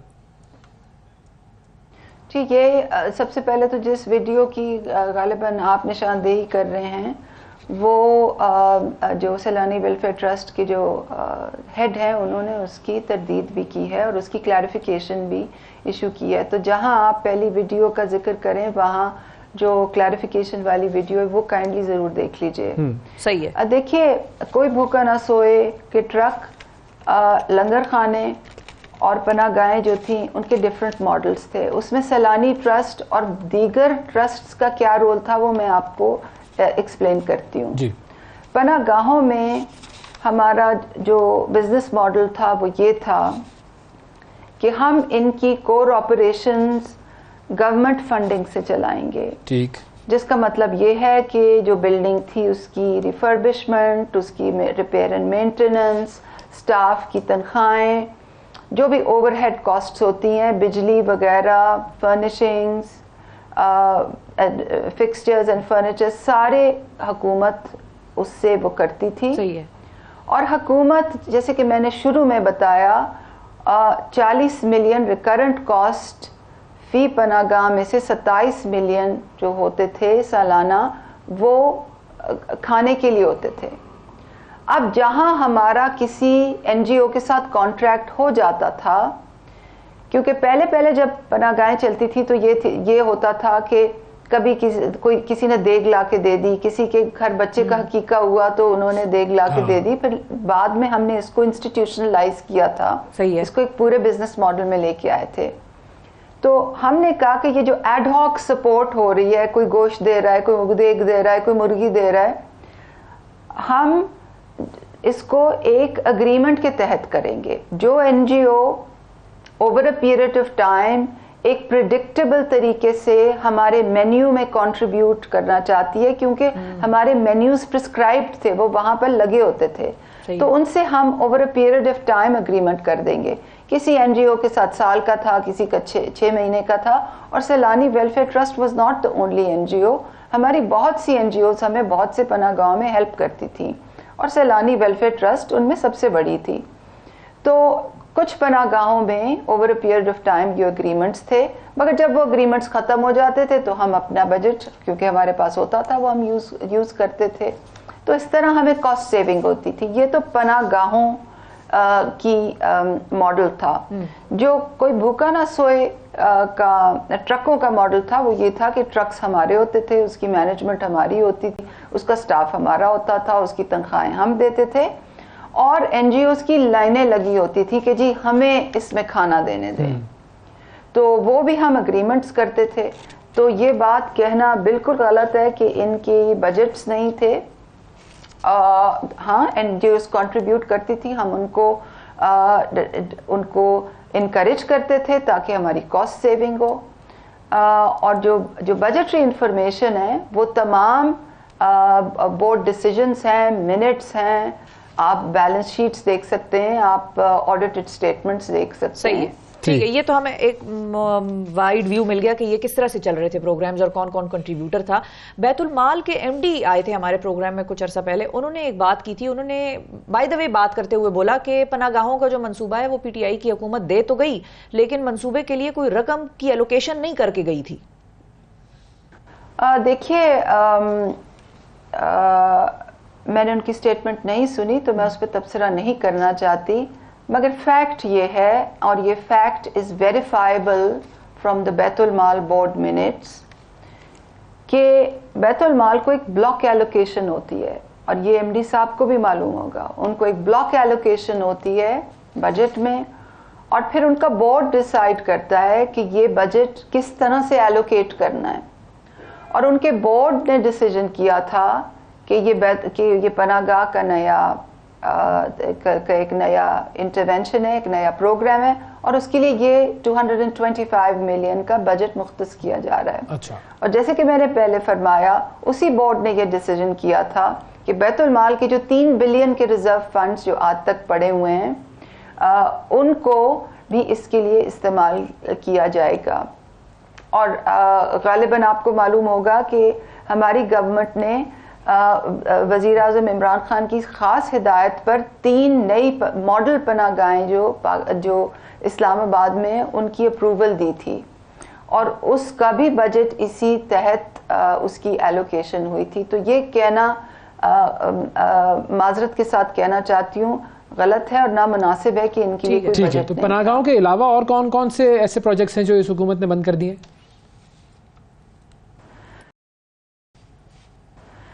जी हाँ, सबसे पहले तो उन्होंने एहसास राशन रियायत को बंद किया। ये मुस्तहिक लोगों को सब्सिडाइज राशन देने का प्रोग्राम था। हमने ये जनवरी 2022 में इसको लॉन्च किया था, ये जून तक चला, और उसके बाद इसको हुकूमत ने बंद कर दिया। फिर हमने इसको पंजाब में लॉन्च किया। अच्छा। और ये सक्सेसफुली 3 महीने चला, इसकी बड़ी अच्छी अपटेक थी। और आप जाके ऑन ग्राउंड लोगों से पूछ सकते हैं जो इससे मुस्तफ़ीद होते थे। आप जाके किरियाना मालिकान से पूछ सकते हैं, आप यूटिलिटी स्टोर के स्टाफ से पूछ सकते हैं, आप सीएसटी के स्टाफ से पूछ सकते हैं। डिजिटाइड सिस्टम था, end to end utility stores में, सीएसडीज में लोगों को रियायत देने का एक प्रिडिक्टेबल, रूल बेस्ड, ट्रांसपेरेंट तरीके से। फिर इसको वफाकी लेवल पे बंद किया गया, इसको पंजाब लेवल पे बंद किया गया। इसके अलावा जो एहसास रेडीबान का प्रोजेक्ट है, वो जैसे कि इस्लामाबाद में एक पायलट प्रोजेक्ट हुआ था, हमने और उसका पस मंज़र ये है कि जो रेडीबान जो हैं, जो स्ट्रीट इकोनॉमी है वो दहाइयों से अनरेगुलेटेड है। ये जो स्ट्रीट वेंडर्स होते हैं जो सड़कों पर छोटे छोटे स्टॉल्स पे अपनी चीज़ें बेचते हैं, ये बड़े बेचारे मजबूर लोग होते हैं। कभी इनको पुलिस इनसे भत्ते लेती है, ज़िले इंतज़ामिया भत्ते लेती है, दुकानदार जिनके सामने ये बैठते हैं वो इनसे भत्ते लेते हैं। तो हमने कहा था कि हम इनको रेगुलराइज करेंगे एक ऐसे तरीके से जो एम्पावरिंग हो इनके लिए, ना कि ये कि माफिया के लिए, ठेकेदारों के लिए। उसमें हमने मिडिल मैन ठेकेदार का कोई रोल नहीं रखा था। जो लोग जहां बैठे थे उनको वही लाइसेंसेस दिए, सोलर कार्ड्स दिए, कर्जे का बंदोबस्त किया, ट्रेनिंग की अपॉर्चुनिटीज़ खोली, उनको वही तहफ़्फ़ुज़ और इज़्ज़त फराहम की। मगर आपने देखा कि फरवरी के महीने में बिल्कुल ही एक अनप्रोवोक्ड तरीके से जब उनका 1 साल का लाइसेंस की मियाद ख़त्म हुई तो CDA ने कॉपरेशन किया, I-10 में तमाम रेडियां तोड़ दी। एक रेडीबान भाई जो हैं वो सदमे से, उनके वो यंग आदमी था, वो जान से भी हाथ धो बैठे। तो उसको ख़त्म किया। जैसे कि मैंने कहा, एहसास राशन रियायत को ख़त्म किया। जो एहसास तहफ़्फ़ुज़ है उसको ऑन फाइल वो लिख के भेज रहे हैं कि जी इस प्रोजेक्ट को बंद करना चाहिए। जो एहसास आमदन है और एहसास इंटरेस्ट फ्री लोन है उस पर गो स्लो की पॉलिसी है। और जो एहसास के प्रोग्राम्स हमने BISP के बैनर से की इदारे से लॉन्च किए थे, उनको सब उन्होंने रीब्रांड करके उनका नाम बेनज़ीर रख दिया है। यानी कि एहसास नशोनुमा जो हमारी हुकूमत के दौर में शुरू हुआ था उसका नाम बेनज़ीर नशोनुमा रख दिया है। एहसास किफ़ालत का जो नया प्रोग्राम था जो पुराने कैश ट्रांसफ़र से बिल्कुल मुख्तलिफ था उसका नाम बेनज़ीर नशोनुमा रख दिया है। कहने का ये मतलब है कि गरीब आदमी की जो फ़ायदे की चीज़ें हैं उन पे सियासत करना बिल्कुल मुनासिब नहीं है। और फिर इतनी डिसइंफॉर्मेशन फैलाई जाती है, इतनी गलत बयानी की जाती है कि मुझे तो हैरत से मैं शॉकी हो जाती हूँ कि ये बात क्या हो रही है। तो बिल्कुल ठीक, बिल्कुल सही। अभी बहुत सारे प्रोजेक्ट्स ऐसे हैं जो कि हुकूमत ने बंद कर दिए हैं और ज़ाहिर है आप लोग जब तक हुकूमत में नहीं आएंगे उस वक्त तक अब ये प्रोजेक्ट शुरू नहीं होंगे, क्योंकि हुकूमत जो अब की है वो अपने हिसाब से इन चीज़ों को चलाएगी। बहुत शुक्रिया अदा करेंगे, सानिया निश्चित साहिबा हमारे साथ मौजूद थी और हुकूमत ने जो प्रोग्राम्स बंद किए हैं PTI दौर के, उनके हवाले से गुफ्तगू कर रही थी। वक्फा लेते हैं, वक्फे के बाद दोबारा हाजिर होंगे। सुबह सवेरे पाकिस्तान, सुबह सवेरे पाकिस्तान। Welcome back. सुबह सवेरे पाकिस्तान में एक मरतबा फिर खुशामदीद। 2023 पाकिस्तान में वैसे तो इलेक्शंस का साल है और इस इलेक्शंस के साल के हवाले से बहुत सारी चहमगोइयां तो हो रही हैं। झगड़ों का साल भी है, शदीद झगड़े और इदारों के दरमियान झगड़ों का साल के तौर पर याद रखा जाएगा। 2023 जो है वो तो इस वक्त इंतखाबात करवाने के लिए तैयार नहीं है। PTI कहती है कि इंतखाबात करवाओ। सुप्रीम कोर्ट को इंटरवेंशन करनी पड़ी। सुप्रीम कोर्ट के सामने भी फिर सब डट के खड़े हो गए हैं इस वक्त। और इस वक्त जो आज फैसला भी आना है। आज सुप्रीम कोर्ट में उस अहम केस की समाअत होनी है जिसके हवाले से PTI और PDM दोनों जमातें जो हैं वो मुज़ाकरात पर बैठी थी। और पिछली समाअत में तहरीरी फैसले में वाज़ेह तौर पर अदालत ने कह दिया था कि हमारा जो 14 मई को इलेक्शन करवाने का जो हुक्म है वो अभी तक बरकरार है और हमने जो है वो मुज़ाकरात करने का नहीं कहा। ये मुज़ाकरात हो रहे हैं। अब जो मुज़ाकरात का रिजल्ट है उसके हवाले से फिर देखा जाएगा कि मामला क्या होता है। अब क्या मुज़ाकरात का एक और दौर भी मुमकिन है, क्योंकि मुज़ाकरात जो है वो इस वक्त जो है वो यूँ कह लीजिए कि एक तरह से रुके हुए हैं।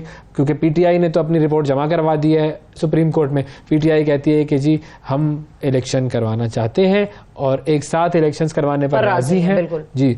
और अब जो हुकूमत है, हुकूमत ने अपनी रिपोर्ट सुप्रीम कोर्ट में किसी तरीके की नहीं जमा करवाई है। अब हुकूमत क्या रिपोर्ट जमा करवाएगी और इन मुज़ाकरात का आगे का मुस्तकबिल क्या है, क्योंकि जब तक ये मामला सेटल नहीं होगा उस वक्त तक हम एक तरीके से शशोपंज में ही मुब्तला रहेंगे। और हमारे साथ मौजूद हैं जी इस वक्त अली गौहर बलोच साहब जो कि पाकिस्तान लीग नून के सीनियर रहनुमा है। अस्सलाम वालेकुम सर। जी वालेकुम अस्सलाम। बहुत शुक्रिया अली साहब, आपने वक्त निकाला प्रोग्राम के लिए। सबसे पहले तो आज का क्योंकि दिन है, आज सुप्रीम कोर्ट में उस केस की अहम समाअत होनी है।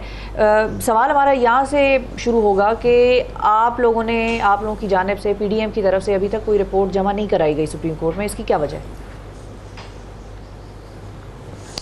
बिस्मिल्लाहिर्रहमानिर्रहीम। देखें, जाहिर है कि पीडीएम की पार्टीज़ हैं, मुज़ाकरात हुए, ज़ाहिर है मतलब है कि सुप्रीम कोर्ट में भी ये बात डिस्कस हुई और हमने कभी ये नहीं कहा कि आपस में बातचीत के दरवाजे जो हैं वो बंद होने चाहिए, लेकिन उसके लिए ज़रूरी है कि अगर अपोजिशन जो है वो भी मतलब है कि इस बात में कुछ संजीदगी का मुजाहरा करे धौंस की बजाय, तो जाहिर है कि मतलब है कि जो भी उधर गुफ्तो शनीद हुई है उसकी रिपोर्ट जो है वो जल्द अदालत में सबमिट कर दी जाएगी और उसको कंक्लूड किया जा रहा है। मैं समझता हूँ कि ये बहुत जल्दी जो है वो अदालत में पेश कर दी जाएगी। दूसरी बात ये है कि उसमें हमारा भी बिल्कुल बड़ा क्लियर मौक़िफ़ है कि हम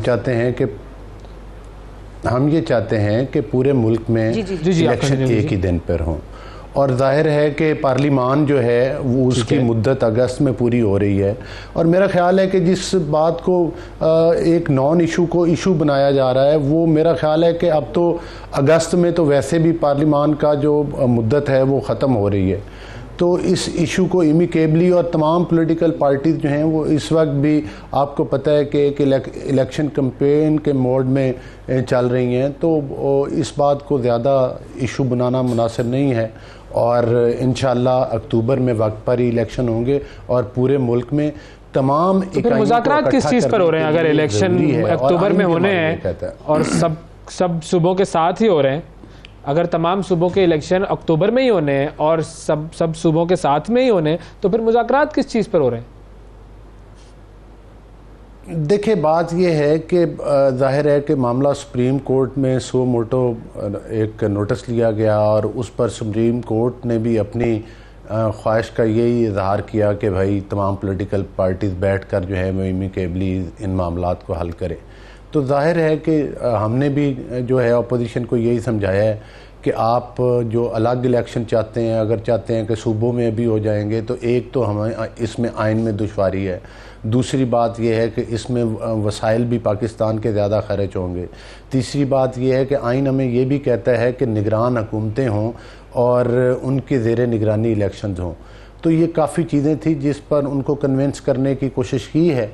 उम्मीद है कि अदलिया भी जो है वो इन तमाम चीज़ों को तस्लीम करते हुए यही हम तवक्को करते हैं कि डायरेक्शन देगी कि मुल्क में इकट्ठे ही इलेक्शन होने। तो इस पर फिर पीटीआई को कन्विंस करने की क्या ज़रूरत है? इस पर तो अदालत को कन्विंस करना चाहिए आप लोगों को, क्योंकि अदालत कह रही है कि 14 मई को इलेक्शन करवाओ।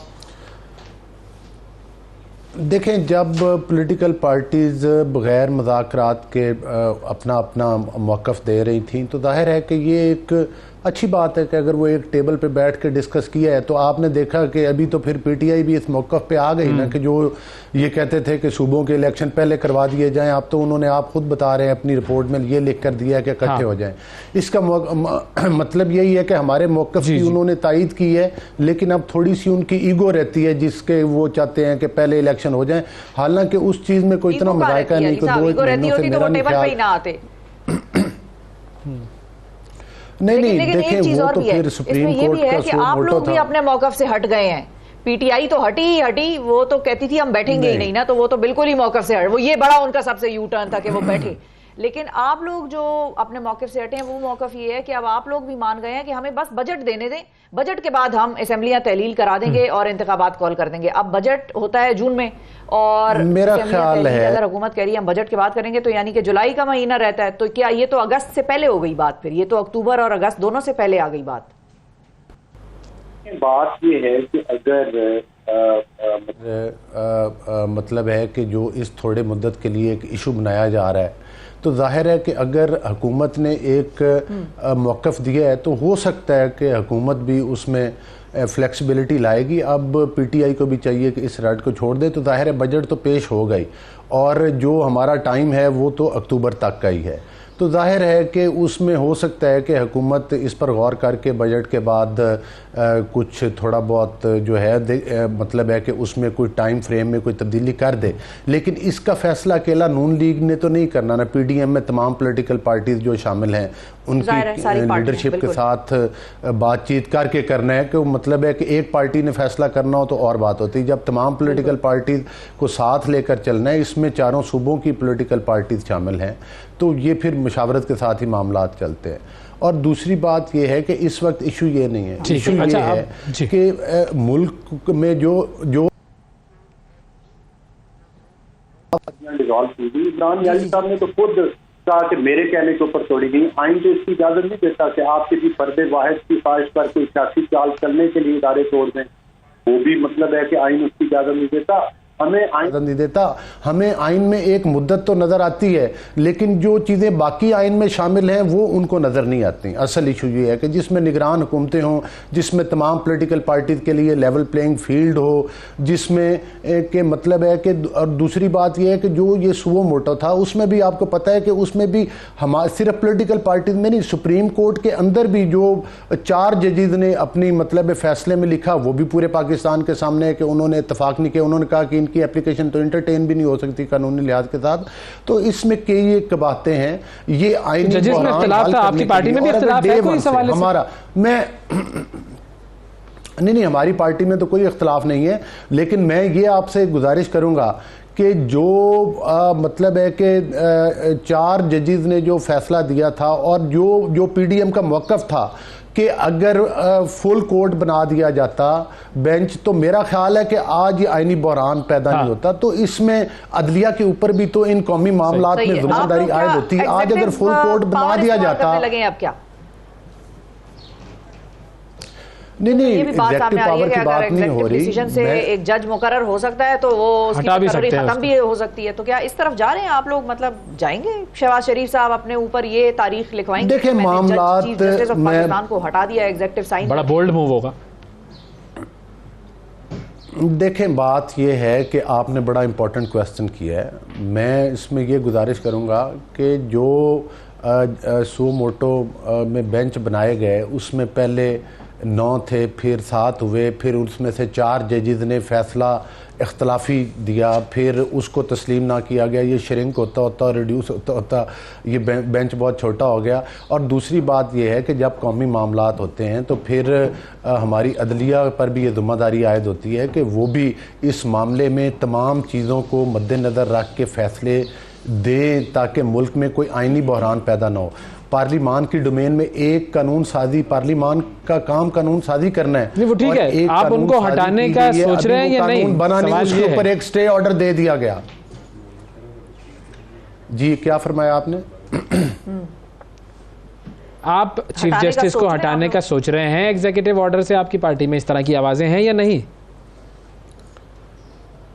देखें बात यह है कि जो कुछ भी होगा हम आइन और कानून के ऊपर ही बिलीव करते हैं, और मैं नहीं समझता कि हम तो अदलिया की बालादस्ती भी चाहते हैं, पार्लिमान की बालादस्ती भी चाहते हैं। ठीक है। और पार्लिमान की और अगर अदलिया अपनी बालादस्ती में यह फैसला करती है कि जनाब वजीर आजम साहब को नाअहल कर दे, अगर अदलिया अपनी बालादस्ती में यह फैसला करती है कि वजीर आजम साहब को नाअहल कर दिया जाए, तो वो भी आप लोग नहीं मानेंगे? तो पार्लिमान और कानून और आइन जिस चीज़ की हमें इजाज़त देगा हम वो हर फैसला करने के लिए तैयार हैं, लेकिन कोई भी फैसला कानून और आइन से बालातर नहीं होगा। उस चीज़ का जायज़ा लिया जाएगा अगर कानून इजाज़त देता है। जिस तरह से कि पार्लिमान के देखें, कोई बात हमारी PMLN की या किसी पॉलिटिकल पार्टी नहीं, बात है पार्लिमान की बालादस्ती की, और वो भी कानून और आइन के मुताबिक। जिस तरह से कि कानून शादी करना पार्लिमान का काम है, जो भी वो मानेंगे या नहीं मानेंगे ये बताएं ना? बालादस्ती तो होनी चाहिए ना। नहीं ये बात नहीं है, हमें तो होनी चाहिए आइन की, कानून की, लेकिन मानना है या नहीं मानना है ताकि दो टोक बात हो ना।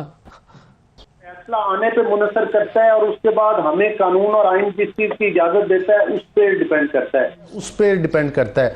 अगर हमें कानून और आइन इजाजत देगा तो हम डेफिनेटली हर वो फैसला करेंगे जो पार्लियामान की बालादस्ती के लिए और पाकिस्तान के आइन की बालादस्ती के लिए सपोर्टिव होगा, तो हम वही डिसीजन लेंगे। हम कानून और आइन से बाहर जाकर कोई फैसला नहीं करेंगे। लेकिन यहाँ पर लेकिन मैं आपको एक बात बताता जाऊँ, जो इस वक्त मुल्क में आइनी बहरान पैदा हुआ है, उसके जिम्मेदारान वो हमारे मुहतरम जजेस भी हैं जो इस वक्त बेंच में बैठे हुए हैं, और वो पॉलिटिकल पार्टी भी है जो मुल्क में सियासी इंतशार फैलाना चाहती है। सर, इलेक्शन कमीशन अगर इनकार ना करता और इलेक्शन करा देता तो फिर ये चीफ जस्टिस को कोई जरूरत नहीं थी कि वो दरमियान में आते सियासतदानों के झगड़े के। इलेक्शन क्यों इलेक्शन कमीशन एक आजाद इदारा है। इलेक्शन करवाना इलेक्शन करवाना, इलेक्शन की डेट देना, ये इलेक्शन कमीशन का काम है। यही तो मैं कहता हूं, अगर ये सारे काम सुप्रीम कोर्ट नहीं करने हैं कि इलेक्शन की डेट भी उन्होंने देनी है, पार्लियामान की कानून साजी भी उन्होंने रोकनी है, तो फिर बाकी तमाम इदारे बंद कर देते हैं। फिर हमें चाहिए कि चीफ जस्टिस साहब को प्राइम मिनिस्टर के भी इख्तियारात दे दिए जाएं, चीफ इलेक्शन कमिश्नर के भी दे दिए जाएं, फिर बाकी तमाम चीज़ों के अखराजात भी बच जाएंगे, और आइन में तरमीम कर दी जाए कि जो चीफ जस्टिस होगा वही एग्जेक्टिव चीफ भी होगा, वही प्राइम मिनिस्टर भी होंगे, वो तमाम वही चीफ इलेक्शन कमिश्नर भी होंगे। तो यहाँ पर अफराद की इदारों की बका का मसला है, लिहाजा यहाँ पर हमें आइन और कानून के मुताबिक स्टैंड लेना पड़ेगा। बहुत शुक्रिया, और हम ले रहे हैं और ले चुके हैं। बिल्कुल ठीक है जी। अली गौहर बलोच साहब हमारे साथ मौजूद थे जी, PMLN के रहनुमा, और बड़ी अहम बात उन्होंने, सबको अपना अपना काम करना चाहिए। Thank you ji, thank you. अब जरा बात करते हैं एक और अहम मसला, सबको अपना अपना काम तो करना चाहिए, पेरेंट्स को भी अपना काम सही तरीके से करना चाहिए, और पेरेंट्स का सबसे अहम काम होता है पेरेंटिंग, औलाद को पालना। औलाद को पालने का जो मामला है वो एक मुश्किल मामला है, और उस मुश्किल को मज़ीद मुश्किल बना दिया है आजकल के ज़माने ने, क्योंकि आजकल जो इमोशनल चैलेंजेस आ चुके हैं वो पहले कभी भी नहीं थे। और अब हमारे साथ मौजूद हैं जी बड़ी अहम मेहमान हमारी, इरम बिनते सफ़िया। ताल्लुक इनका अमेरिका से है, अमेरिका से यहाँ आई हुई है, किताब इन्होंने लिखी है पेरेंटिंग के हवाले से, और बात हमने करनी है इमोशनल रेजिलियंस पर। अस्सलाम वालेकुम, कैसी हैं इरम आप?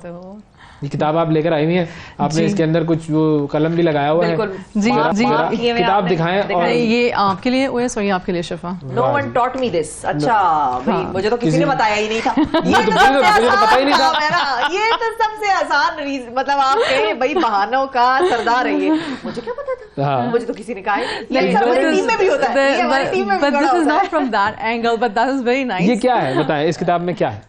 इस किताब में बेसिकली कुरान सुन्ना एंड रिसर्च साइंसेस से का एक accumulation है, where a parent can actually get some source of relief के you know what, मेरी डेजिग्नेशन एज अ पेरेंट हर वक्त सारी ज़िंदगी नहीं है, मैं पहले एक इंसान हूँ, और एक बेहतरीन इखलाक का इंसान बनना एज अ पेरेंट मेरी लीडरशिप क्वालिटीज़ और मेरी लीडरशिप जॉब में फ़र्स्ट है। ठीक है, and then I take them through different stages, or especially emotional resilience, because agar I'm a life coach, I'm a certified life coach, and I talk with men, women, children, couples, all of them, right? I have my coaching sessions with them, और जब मैं उनसे बात करती हूँ तो the one pattern that I've seen all over is people do not understand how emotional resilience works। अब ये जरा आसान अल्फाज में बताएं। हाँ, ये है क्या रेजिलियंस उर्दू में अगर मैं आपके लिए तर्जुमा करूं तो क्या हम उसको ये कहेंगे जज्बात की लौ में बह जाना? बिल्कुल तैयार होते हैं बैठे हुए हम। बिल्कुल सही कहा आपने। चलें अब आप इसका हल बताएं, क्या करें? हल बताना शुरू कर दूं? बिल्कुल। अच्छा, तो सबसे पहले तो इमोशनल रेजिलियंस जो है, या जज्बात को किस तरह से काबू पाना। जब हम कहते हैं ना किसी चीज़ को काबू पाना, तो हम समझते हैं कि इसका मतलब हमें कंट्रोल करना आना चाहिए। कंट्रोल नहीं है, हमें इसको नेविगेट करना आना चाहिए, मैनेज। या जैसे हम गूगल मैप्स यूज़ करते हैं, right? We are not controlling कि हमारी गाड़ी किस रफ्तार से जा रही है, लेकिन हम ये देख रहे हैं कि हम जा किस डेस्टिनेशन पे रहे हैं। एंड प्रॉफेट सल्लल्लाहु अलैहि वसल्लम की सबसे खूबसूरत बात थी कि he was one of the, मतलब रहमतुल आलमीन है अल्हम्दुलिल्लाह, उन्होंने हमें इमोशनल रेजिलियंस बार बार सिखाया और सीरा से सिखाया है। तो पेरेंटिंग में इमोशनल रेजिलियंस कैसे इस्तेमाल की जा सकती है? पेरेंटिंग में, अच्छा, emotional resilience, this is one of the chapters actually, और मैंने इस चैप्टर को इस टॉक के लिए चूज़ किया। 3 चीज़ें हैं, it's a step by step. सबसे पहले तो आपकी कॉग्निटिव एबिलिटी होनी चाहिए, यानी कि आपको ये पता होना चाहिए कि इमोशंस होते हैं, उनको एक्नॉलेज करना आना चाहिए, उनको प्रोसेस करना आना चाहिए। दूसरी चीज़ ये होती है कि कॉग्निटिव फ्लेक्सिबिलिटी होती है, यानी कि जब कोई आपको चीज़ हिट करे आके, जिसको कहते हैं ना सब्र वो है जो पहले लम्हे में हो, वो कॉग्निटिव फ्लेक्सिबिलिटी है, but we need to develop that, उसकी हमें प्रैक्टिस करनी होती है, और फिर इमोशनल रेजिलियंस बिल्ड होता है। और इमोशनल रेजिलियंस ये होता है कि फिर जब कोई चीज़ आके लग गई गई है, ठक कर गए, तो फिर आप उसको किस तरह से मैनेज करते हो? एग्जाम्पल से बताएं। Everything does not require our reaction. Reaction is not cognitive flexibility. Reaction, और ये जो लोग प्रैक्टिस करते हैं इसको, उनकी जो कॉग्निटिव एबिलिटी होती है वो जरा हायर लेवल की होती है। और लेकिन उनके लोगों लिए को पता होता है कि ये चीज जरूरी नहीं है कि इसको ये this does not require my reaction, but still वो रिएक्ट कर जाते हैं। उनको उनको वो कैसे कंट्रोल, उनको पता नहीं होता। मैंने ये बात नोटिस की कि इवन मैं अपनी अगर मैं अपनी लर्निंग जर्नी भी देखूं तो the mother that I was 10 years, I am a mother of 3 children माशाल्लाह, Bassam is 17, Rameen is 15 and Rumaisa is 13 अल्हम्दुलिल्लाह। And the thing is I did not know all of this, I had to learn. ठीक है, आप तब सीखते हो जब आपको लगता है कि यार नहीं, this is not fair, Allah ने इतनी खूबसूरत औलाद दी है, this is not fair, I need to do something better than this. तो आपने मुझसे जो सवाल किया वो ये है कि किस तरह से पता होता है लोगों को या नहीं पता होता। लोगों को लगता है, जैसे हमें पता होता है ना, सब्र करना चाहिए, नमाज पढ़नी चाहिए, खाना खाना चाहिए, सोना नहीं चाहिए, ये नहीं करना चाहिए, ऐसे हमें पता है, लेकिन करते कैसे हैं? करते कैसे हैं? ठीक है, तो सबसे पहले there is a acronym called ruler, RULER. R is to recognize your emotion. ठीक है, U is to understand that emotion. ठीक है, L is to label that emotion. ठीक है, लेबल दैट इमोशन। रिकॉग्नाइज आपने कर लिया, मुझे गुस्सा आ रहा है, हो गया। यू आप अंडरस्टैंड दैट इमोशन, मुझे गुस्सा आ रहा है, मेरे बच्चे को गुस्सा आ रहा है, आप अंडरस्टैंड करो कि ठीक है कुछ मसला हो रहा है। लेबल हो गया, मुझे गुस्सा आ रहा है। अब मुझे गुस्सा आ रहा है कि तहें हैं। अगर आप देखें तो रिसर्च में ना सबसे ज्यादा जो 4 इमोशंस होते हैं, I am sad, I am mad, I am happy, I am tired या आई एम हंग्री। ठीक है, लेकिन इसके नीचे बहुत सारी तहें होती हैं। तो लेबल जब आपने किया तो you have to go further than that, and that's what I do as a coach. RUL E का मतलब है कि उसको एक्सप्रेस कैसे करना है, एक्सप्रेशन, राइट। और फिर R का मतलब है कि अब उसको रेगुलेट कैसे करना है। That is what a parent needs to know for themselves and then teach their children. भाई मेरे बच्चे ने एग्जाम था उसका, और एग्जाम की पढ़ाई करने के बजाय उसने PS5 पे अपना टाइम लगा दिया। अब मुझे तो उसके ऊपर बड़ा प्यार आया है और प्यार ऐसा आया कि मैं चाह रहा हूँ कि लगाऊं उसको 2-3 और उससे कहूँ कि आइंदा से तुम्हारा जो PS5 है ना वो बंद है। हाँ। अब इसको कैसे रूलर करना है? इसको कैसे रूलर करना है? चलें कोचिंग सेशन कर लेते हैं, लाइव कर लेते हैं। ठीक है, क्योंकि वक्त हमारे पास कम है तो हम कोचिंग सेशन पे आ जाते हैं। चलो ठीक है, तो चलो पहला क्या था R, आपने क्या किया? रिकग्नाइज किया कि आपको गुस्सा आया। बिल्कुल, ठीक है, उसकी हरकत ही ऐसी थी। आप एज अ पेरेंट, और मैं ये बात कहती हूँ कि आजकल के पेरेंट्स का मसला ये है कि they do not own confidence. ठीक है, प्लीजिंग माइंडसेट हो गया ना।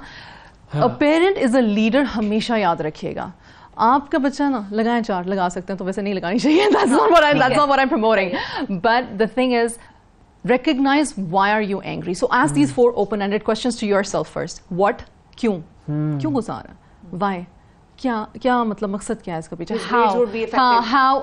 How can this become better? How and when? और मैं इस चीज को इम्प्लीमेंट क्या करने लगा हूँ, जो भी आपने सोल्यूशन। ठीक है, ये आपकी रिकग्निशन में आ गया। आप अंडरस्टैंड करो कि यार क्यों किया उसने ऐसा, मतलब किया है। Maybe he was bored of studying. He was bored of studying. He had anxiety. Actually, जब लोगों को एंजाइटी होती है तो तब वो बिंज ईट करते हैं, तब वो बिंज वॉच करते हैं, तब वो, क्योंकि वो अपने आप को नम कर रहे होते हैं। बेसिकली क्योंकि हमारा वक्त बिल्कुल खत्म हो गया है, मैं इसको इस तरीके से समराइज करूं कि ये उसका प्रॉब्लम नहीं है, ये मेरा प्रॉब्लम है। ये तो मेरा प्रॉब्लम होगा तो मैं शायद उसको सोच के सही तरीके से उसको सेटल कर लूं, लेकिन चूंकि हमारे पास वक्त जरा किल्लत हो गई है हमारे पास, तो हम इसको मजीद आगे भी कंटिन्यू करेंगे। एक लॉन्गर सेगमेंट करेंगे, इस पे डिस्कशन होगी, आपकी कॉल्स भी हम उस पे लेंगे, अपनी प्रॉब्लम्स भी बताइएगा कि कब आपने अपने बच्चे को एक चमाट लगाई और बाद में आपको रियलाइजेशन हुई कि it was not needed. Thank you, बहुत शुक्रिया आपका। नाज़रीन, आज के प्रोग्राम में इतना ही, आपसे फिर मुलाकात करेंगे। और ये बहाने देना छोड़ दें, no one taught me this. And you can watch me on my सुबह सवेरे पाकिस्तान, सुबह सवेरे।